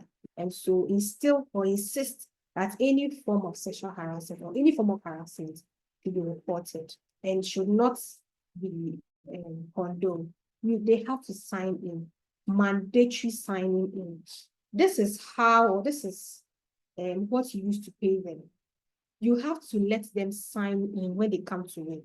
Because at the end of the month, this is what you tabulate to make or to give their salaries to them. Because here, if you do not come a day, you'll be deducted for that day's work, even though we don't pay on a daily basis. It's a monthly payment everyone receives. But if you absent yourself on a day without permission or without any proof of being sick or without any proof of anything serious, you'll be deducted. And so this is by signing in, we get to see who came and who did not. The next one is to call in permission. This is in line with the mandatory signing in.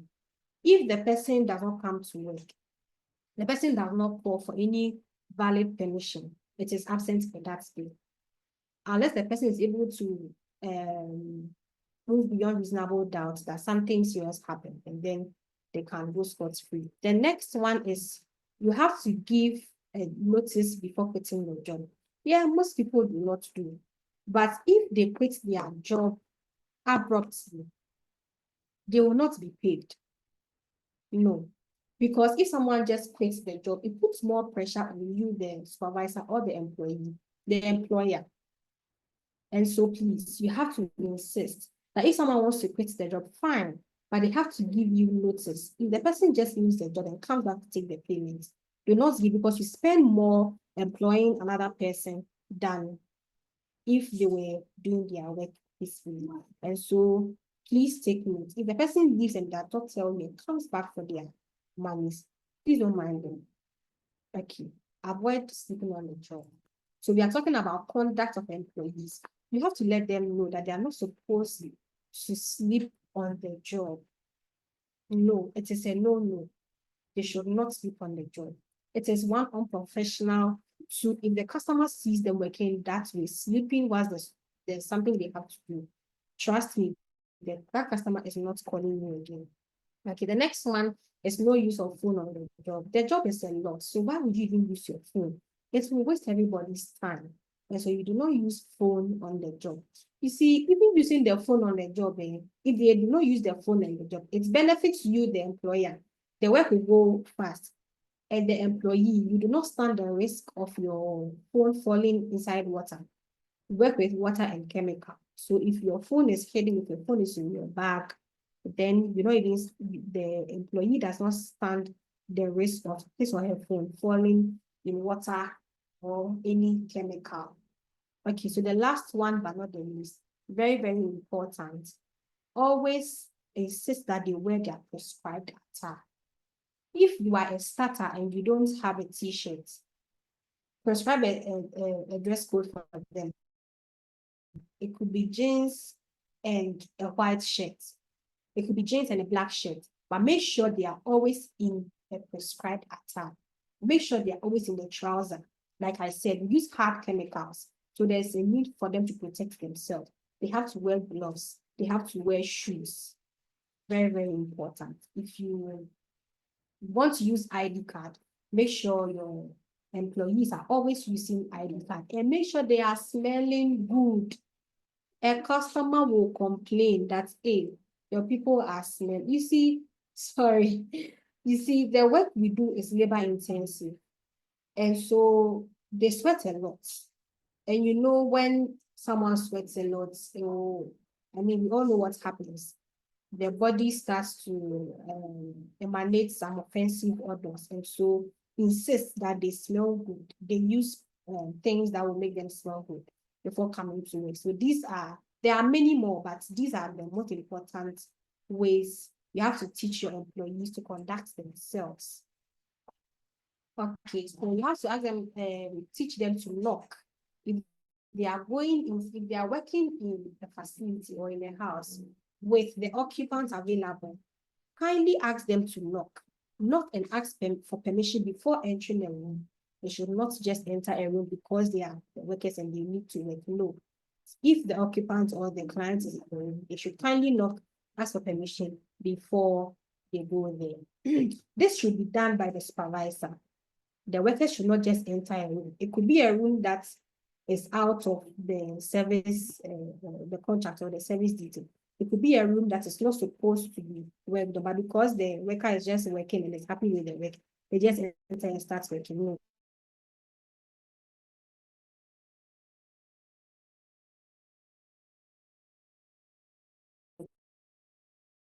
The employees. Okay, non-disclosure of client-sensitive information. Sometimes you see a lot of things that you really have to come out to talk about. Sometimes you go and work with high-profile people, ministers, and people in governments. You don't come back and start telling people about what you.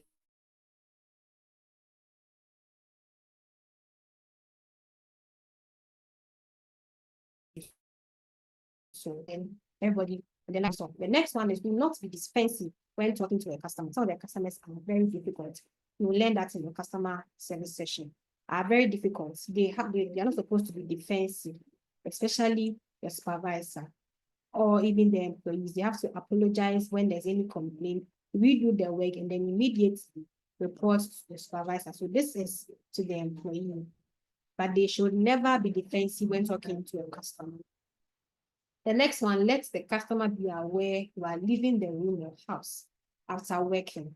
And so the customer lets you in their house. You finish working, you pack your things and you go without alerting the customer. The customer might think you are still there, and so may leave the door open.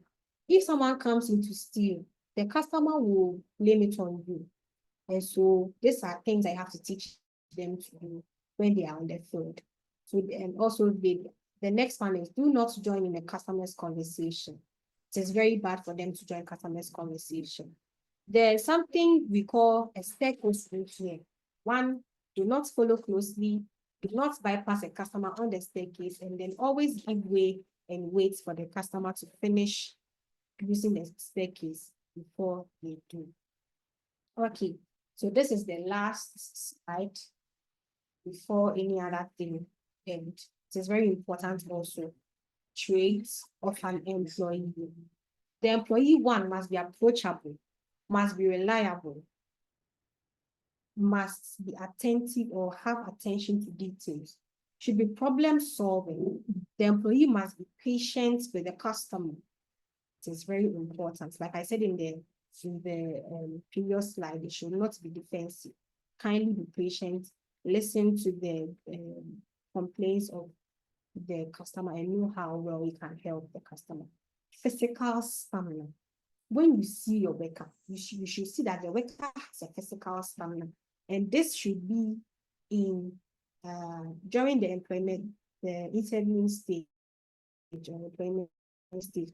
When the person comes to stand before you, that is the one-on-one or face-to-face, you should know that this person can withstand pressure because there's a lot of pressure.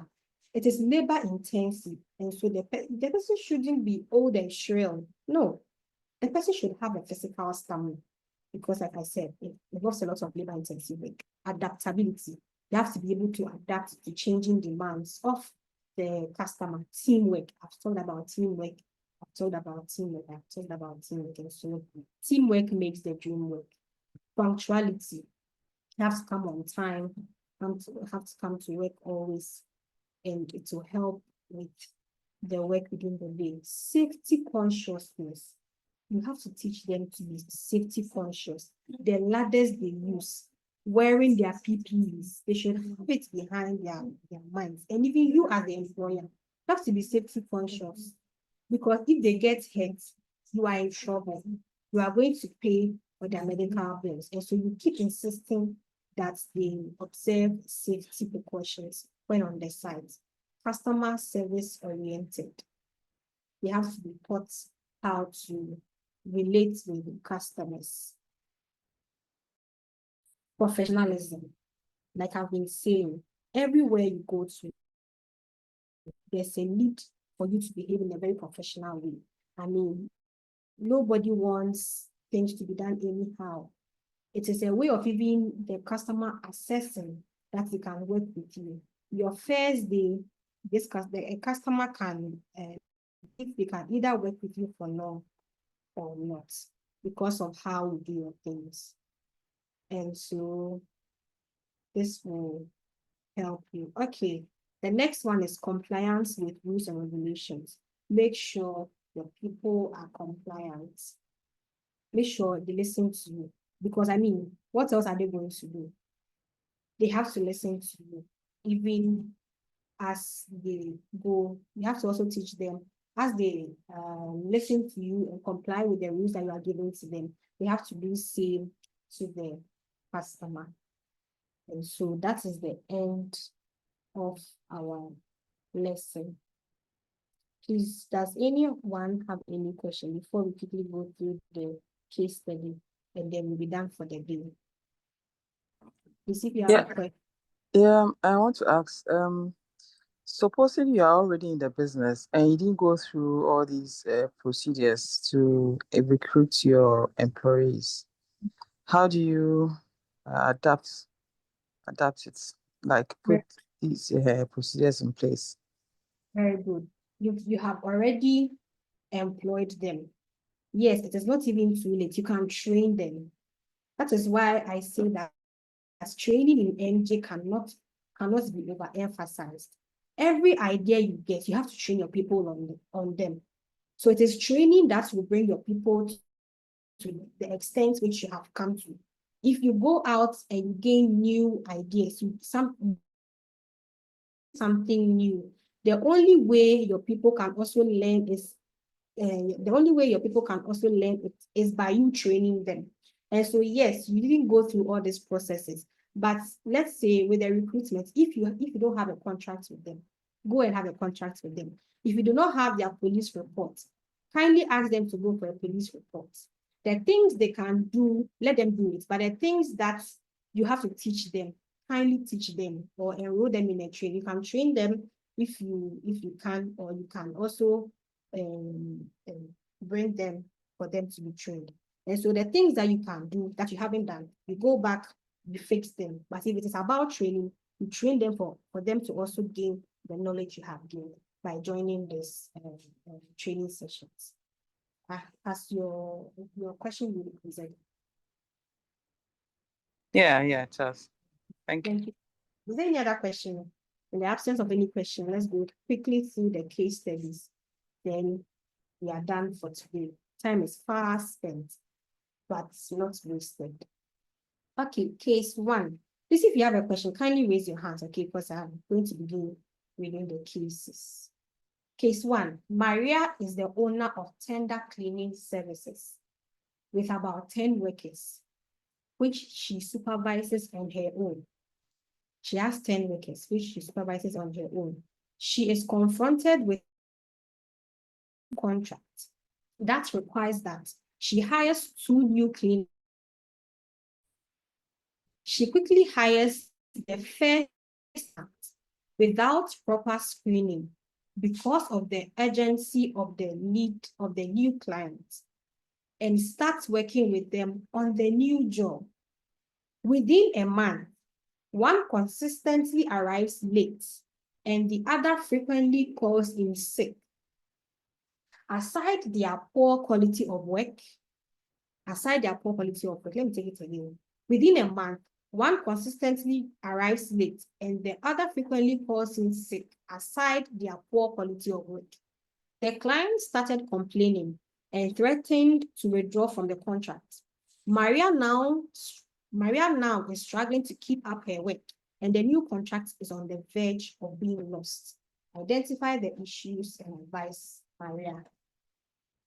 And so, please, each and everyone is going to help me identify the issue going on with Maria, and then we will help Maria solve her problem. Is that okay? And so this is a classical example of the lady who just asked that if she has already employed the workers, she's already in the business. So this, we will take Maria as your example. So Maria already has the cleaning business going on, but she's doing some mistakes, right?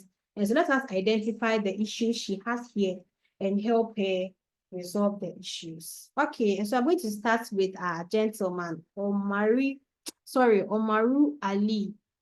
Identify one issue here. Identify one issue here. There are lots of things going on here, and it is affecting Maria and her tender cleaning services. And so, Omaru Ali, if you are with us, kindly unmute yourself and identify one situation that is going on with Maria. We are listening to you, please. Yeah, one problem or one issue we can identify is Maria did not go through the process of employing employing a person or an individual. So Okay, we are listening, please. so she herself is taking all the responsibilities of her company. So Please, the problem take the other. So she did not go through the process. of employing. Okay. Yeah, so that is one. That is one issue. Yeah. Yes. So the second one, so that we can be able to give prescription to the issues that we have. Okay, so that we can help her solve the problem. So one, she did not go through the process of employment. Two, For now, that's the only problem I've just identified. Very good. Angela, I'm calling the names according to how it's arranged on my PC. So Angela Frenchman, kindly give us one issue happening with Maria and her company. What is she lacking? What is happening to her? Because there's a lot of things going on here, if you read through. So Angela Frenchman, kindly unmute yourself and give us one issue going on here. Oh, it's already 5.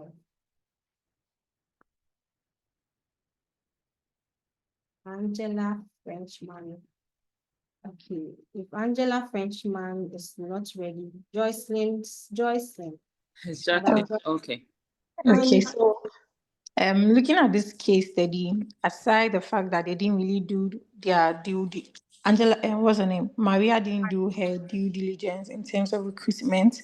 She didn't also train the people that she got, and also they've breached the code of conduct for employees, and then she didn't do her screenings. She didn't really screen them. There was no police checks. There was no police reports or anything. Madam Joycelyn, please, Yep. if you say she has reached her code of contracts, please, what No. exactly are you? I meant the employees has breached, like they actually breached the code of conduct. Okay. Because some were calling in sick. They actually stopped working without any what do you call it, attention or any. They just stopped working. So for me, I think they are breaching the code of conduct. They didn't stop working. No, let me read it again. Within a month, one person arrives late. Okay. She's still doing the work, but she's just arriving late. Okay. The other calls in sick. Aside their poor quality of work, so nobody has stopped their work. They are still working. It's just that a lot is happening to them. One person is always falling sick, and the other is always arriving late. So they are still doing their work. Oh, okay. Then I take that back. Okay. So Maria did not train her people, and she didn't do her due diligence in terms of the recruitment. Okay. So that's the same thing as the employment process. Okay. Madam Jackie, Yes.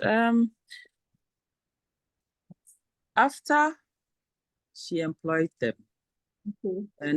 and one started not coming, giving excuses, and the other calling in sick. Was it? No, one comes late and the other calling sick. She didn't do anything about it.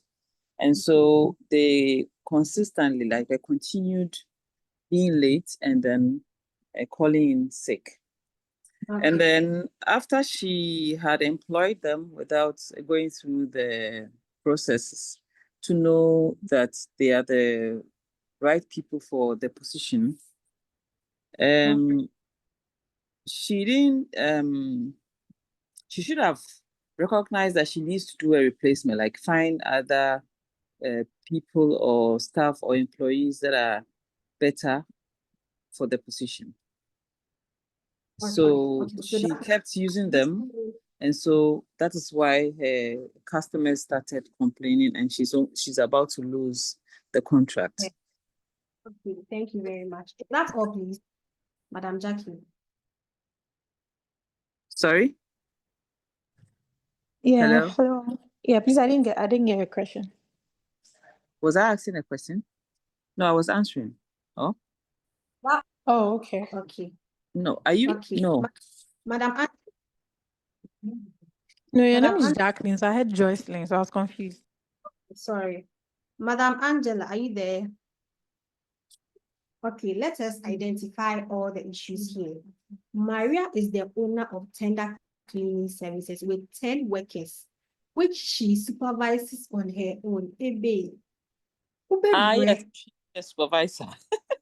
Okay, she Yeah, needs a that's true. supervisor. She Yes, supervises that's the 10 first workers. one.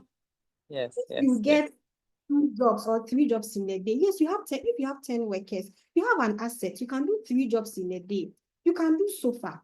You can go and do normal cleaning. You can even start a deep cleaning or a post-construction cleaning. So if you have 10 workers, you can actually do 3 jobs in a day. And she supervises them by herself. So that means she can only do 1 job in a day. So at that point, she hasn't even recognized that she has a hiring need. She has to hire someone to help her, at least 1 or 2 supervisors. So the first issue is that she hasn't even recognized or identified that she needs a supervisor, because you cannot do everything by yourself. I'm just imagining how she's doing it. So that is 1. So that is in addition to hiring need. So that is the 4th one. The 5th one is, let's continue reading. She is confronted with a new contract that requires that she hires 2 new cleaners. Very good. And that means she's doing her work well. That means she's impressing people. So she has to get, she got a contract that means that she has to hire 2 new people aside her 10 workers. Very good. She quickly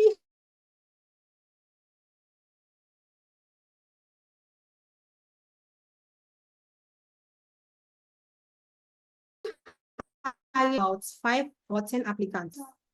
I mean, she needs someone to work with immediately. No, that is wrong. And so that goes back to those who spoke about the process of employment. I mean, she didn't go through. If she had gone through, she probably would have gotten someone who is better and can perform better than the one she got, the one who frequently falls sick, and the one who always comes to work late. She didn't go through the employment process, which was very wrong. And so because of the urgency of the work, because of the urgency of the need of the new client, and start working with them on the new job. We know one trick that we do here in MJV. This, I'm telling you, when we get a new facility work, we don't just take people and send them there. No, we use our existing workers because they have some level of training, not even some level, they have been trained very well. And so we use them. And so within a week, we find new workers or permanent workers. That is what we do. And so with her having 10 workers, she could have just used 2 of her already existing workers to work in the new contract while she is finding permanent workers. Yes, it will be costly, but it will save you. Yes, maybe transporting them from her office to the new place could be costly, but it will save you from even losing your contract in the first place. So she could have just taken 2 permanent workers or 2 of her already existing workers into the new contract. And then she'll get permanent workers to train them. And you see, because she's the only one, she's here and there.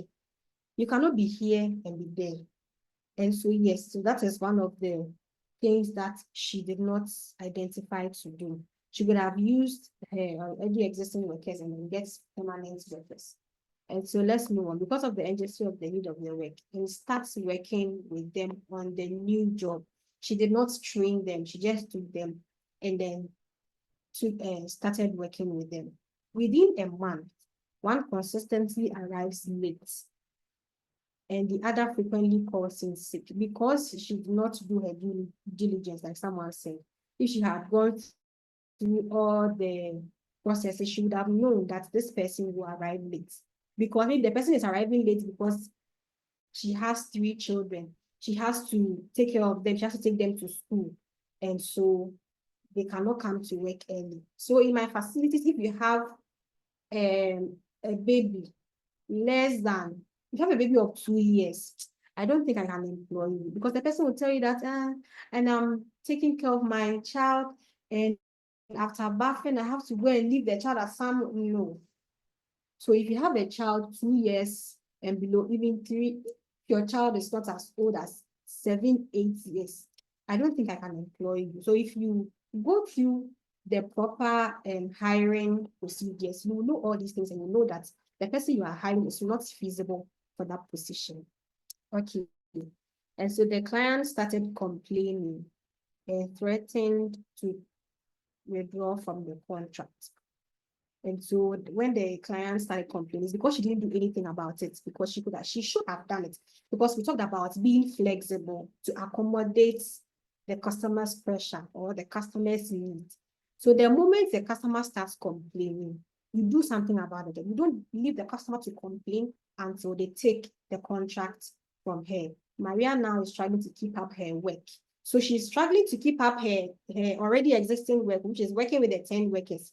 She cannot keep doing her work, and she cannot also keep doing the contract, and she's on the verge of losing the contract. And so with this, she should have just hired a supervisor to help her take care of the facilities or even the other workers so that she can also concentrate on either the 10 workers or the contract workers. So that is it. Let us see the solution. One, the importance of proper screening, like we said. The value of structured interviews. Trial or probation period. You should have tried them on the work before bringing them to the mainstream. Onboarding and training. Providing new hires with clear expectation and training would have helped improve job quality. So if she had trained, if she has brought new hires like a supervisor, the supervisor could have even identified that we needed to train them, we needed to do this, we needed to do that. Because, you know, like I said earlier, you cannot do everything by yourself. Sometimes you need someone to help you know the mistakes that you are doing. Delegation. She had to delegate, but even who is she even delegating to? She doesn't have anyone, so she had to do everything by herself. Need of a new person on board. She couldn't identify her hiring needs, and so that was the problem. And now I know that with the advice we have given to Maria, it will help her bounce back. So case 32. Case 32, Neptune Cleaning Service Limited, a commercial cleaning company. Services to office buildings and hotels. The HR department recently hired a new employee as a general cleaner. His job responsibilities included vacuuming, mopping, and sanitizing workplaces. However, due to a staffing shortage, the supervisor assigned Samson to operate industrial cleaning machine, a task typically handled by trained specialists. Samson, though unhappy and frightened by the machine, was not given any formal training or safety instructions before being assigned to this duty. One day, he was instructed to use a high-powered floor buffer in the hotel lobby, whilst his supervisor sat at a corner scrolling through social media pages. Unfamiliar with its operations, he lost control of the machine, causing damage to the expensive flooring and injuring himself in the process. Identify the issues and advise Neptune cleaning services. This is quite a long one, so we will help Neptune cleaning services identify the issues. I'm going to start from the back now. Madam Jackie, please, what is going on here? I think the only issue I seem to see here is that the supervisor is not supposed to use his phone whilst working. Okay. Yeah. Yeah, that's the only thing I can see as an issue here. Very good. Thank you very much. Madam Joycelyn, what issue can you see here? What issue can you see? What is happening in Neptune cleaning services? Madam Joycelyn, kindly unmute yourself and tell us the issue you can see in this case study.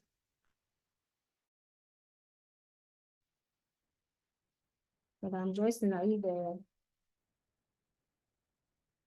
Okay, Madam Angela, please, if you are here with us, kindly unmute yourself and let us know what issue is going on with Neptune cleaning services in this case study.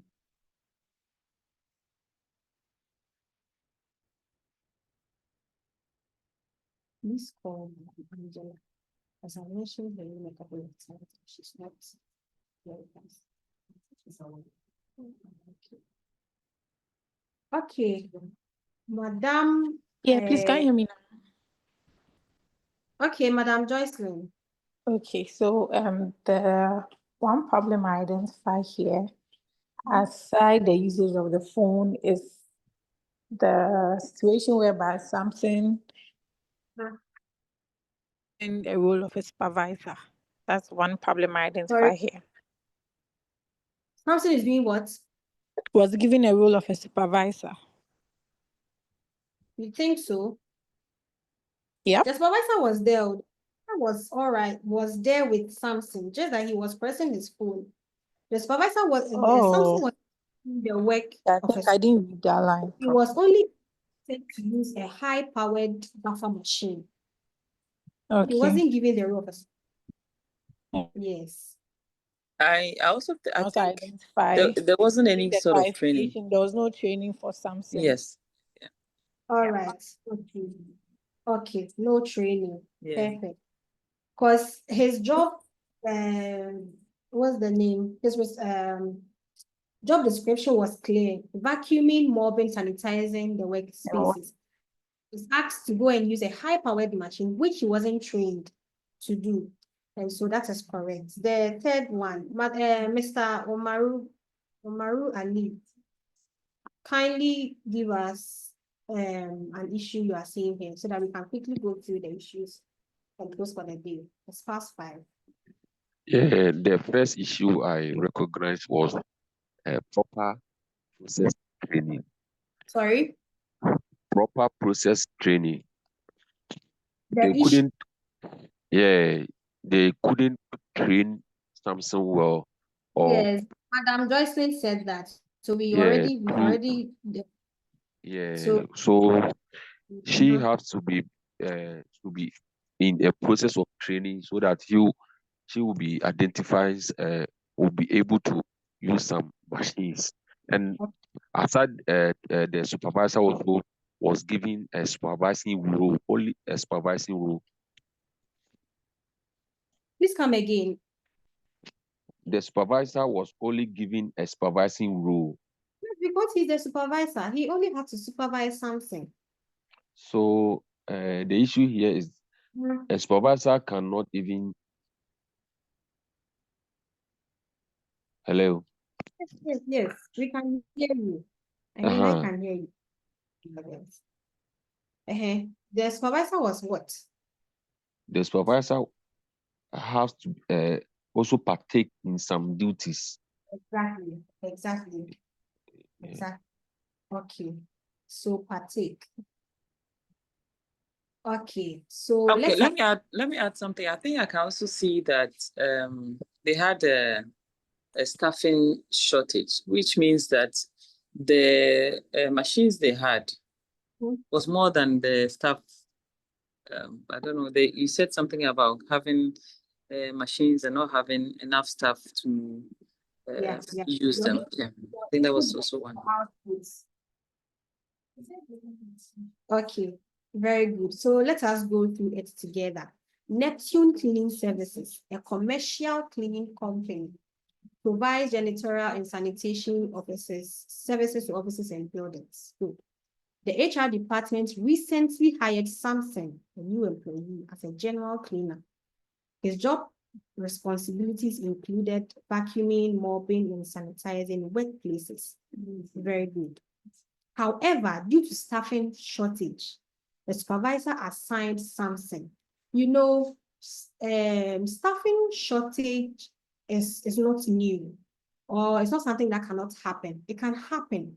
So do you know what? What you do is you have to train your workers in every aspect. When you come here, we train guys to do washrooms. We train ladies to do other things. We train ladies to use the buffer machine. And so it will not happen that if someone doesn't come, the work will be seized. No. If you don't come, someone else can do the work. So I'm sure they only had one person who was operating the buffer machine. And so the moment the person gets angry or the moment the person travels outside the country, the work comes to a halt, which is very wrong. You have to train your workers in every aspect. Some of these things will not be part of the training, but the case studies will bring them up and then we go through them. You have to train your workers in every aspect. You have to let them know how to do everything. At least if you even get 2 or 3 people who can use the buffer machine, it's okay. Even you, the supervisor or the business owner, should know how to do everything. Because in the facilities, I know how to do everything. And so if you leave and someone comes, I'm the same person who will train them. Yes, yes. I will train them because I know how to do everything. I will teach you to do the washroom, teach you to do the mopping. That is how, in the same way, in the field department, the supervisors know how to use the scrubber machine, everything. And so even if the worker doesn't come, you can also do the work. And so one, you train workers in every aspect. Even though, yes, specialization is important, but make sure they know bits of everything. Okay. And so, yes, so his responsibilities was vacuuming, mopping, and sanitizing. Yes, he was a newcomer, but during his training, he should have been taught to do bits of everything so that in case someone doesn't come to work, Samson could have, even though new, could have had an idea of using the buffer machine. So that is the first one. So he should be trained in all aspects of the cleaning processes. Secondly, let us continue reading. However, due to staffing shortage, the supervisor assigned Samson to operate industrial cleaning machines. Wait, so that is without training.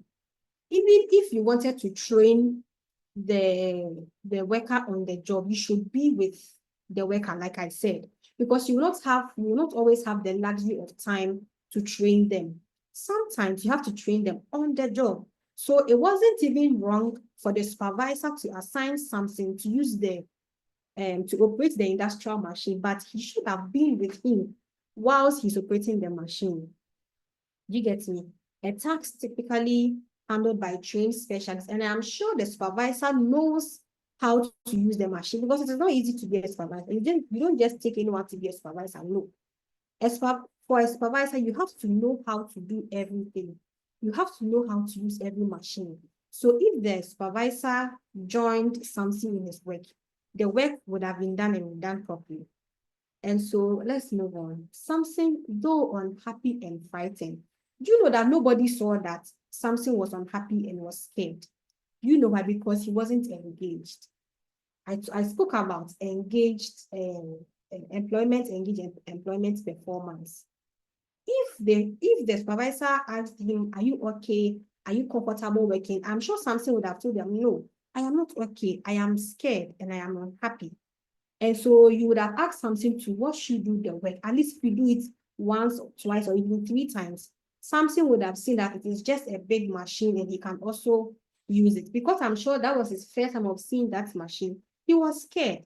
But because the supervisor didn't engage Samson in any talking, asking him if he could do the work or not, he just asked him to do the work and went to sit in the corner to use his phone, which was wrong. And so here we are seeing employee engagement, which the supervisor failed to do. And so he was frightened by the machine and was not given formal training. Yes, of course, you can see that. Or safety precautions. When using the buffer machine, you have to adhere to some safety precautions. Because he wasn't trained, he didn't know. And so he was just assigned to the duty. Let's move on. One day, Samson was instructed to use a high-powered floor buffer in a hotel lobby. How can you just give someone to do something in an open space like that? Whilst his supervisor sat at the corner scrolling through social media pages, which was wrong. The supervisor was supposed to be with Samson, but instead, he thought it wise to just sit at the corner and scroll through machines. And so with this, if this comes up or if the manager sees that this is what the supervisor did, then we spoke something about disciplinary system. You don't just leave the supervisor to do that again. You have to punish him. We talked about this under employee performance and engagement. One of the ways is for an employer to make sure the employee is working. That is when they go contrary to company's law, is to make sure they go through disciplinary actions. So with this, you can either give him a warning letter, you can even suspend him because Samson is injured now. Samson is now injured. You have to take Samson to the hospital. You have destroyed the flooring of the hotel lobby, which is a very important area. And I'm very sure the hotel will not let the company go scot-free, Neptune Company. So you have to pay for the floor, fixing of the unit floor, and also the hospital bills of Samson. So the supervisor should not go scot-free, else someone will also repeat the same mistake. And so that is one thing that we have to take note of. So unfamiliar with it, he lost control of the machine, causing damage to expensive for him himself. So that is what we are. So that is the issue that's up. Let's see the next and the final slide. Was we have the training program implementation. Yes, Samson should have trained. And even I think the supervisor also needs some form of training also. Because it's either the supervisor himself doesn't have enough training, or he has forgotten whatever he was trained to do. And so both Samson and the supervisor needs to be trained. So the supervisor needs to be trained on the fact that he's not supposed to, that he's not supposed to use his phone on the job. So the supervisor also action needs to be trained. And the second one is monitor performance at every level. So the supervisors was to be monitored by someone. Was to be monitored, because if the supervisor was also being monitored, we would see that the supervisor is at the corner pressing his phone. And also Samson also needed to be monitored, but it's quite unfortunate that the supervisor was somewhere else. Workplace safety and measures. We should ensure workplace safety and measures. And the last one is employee feedback system or employee engagement or from employee engagement. Like I said, if Samson was asked how he felt about working with the new machine, he could have told them that, well, I'm scared, or I'm scared, or I cannot use it. And so he needed to be trained, or someone else could have done the work. And so that is the end of the case study. So from this, we have been able to identify the issues and help this company and Maria to solve the issues she's having in her company. And so I'm sure with the question that someone asked, if you already have an ongoing or an existing company, you haven't done all this, back to do the needful or train your people to do what they are supposed to do at every point in time. And so that will be the end of the HR session for today. If you have any question, the time is far spent. And so I'm not going to open the window to accept any question. If you have any question, you can put it in the group. I will answer them by recording the voice note or by typing for everyone to understand so that we can. Okay, so should we send Very the good. questions to the WhatsApp group? Sorry, Can we send the questions to the WhatsApp please come platform? again. You said if you have any questions, because time Yes, is please. fast spent, we send to the WhatsApp group. Okay. Oh, okay. Are you okay? Because I feel like I don't want to waste too much of your time. Oh, for me, I'm okay, but I just wanted to ask 2 questions. Yes, yes. If you go through your notes and you have any questions, you can put them in the WhatsApp group. I'll receive them, answer them, and you also receive the Okay, feedback. thank you. You are welcome. So there's also a feedback in the group. Okay, so we will expect your feedback on the HR session, which is very important to us, which will help improve our presentation delivery some other time. So kindly give us feedback on the HR session. First do one for the accounting session and then do another one for the HR session. In the absence of any more questions or any questions, that will be the end of today's presentation, HR, Human Resource in Cleaning Business. Thank you very much for paying attention to me. Thank you too. I'll be expecting your questions. Yes, please. Bye. All Have a right, nice- bye. Thank you. Okay, bye. Bye.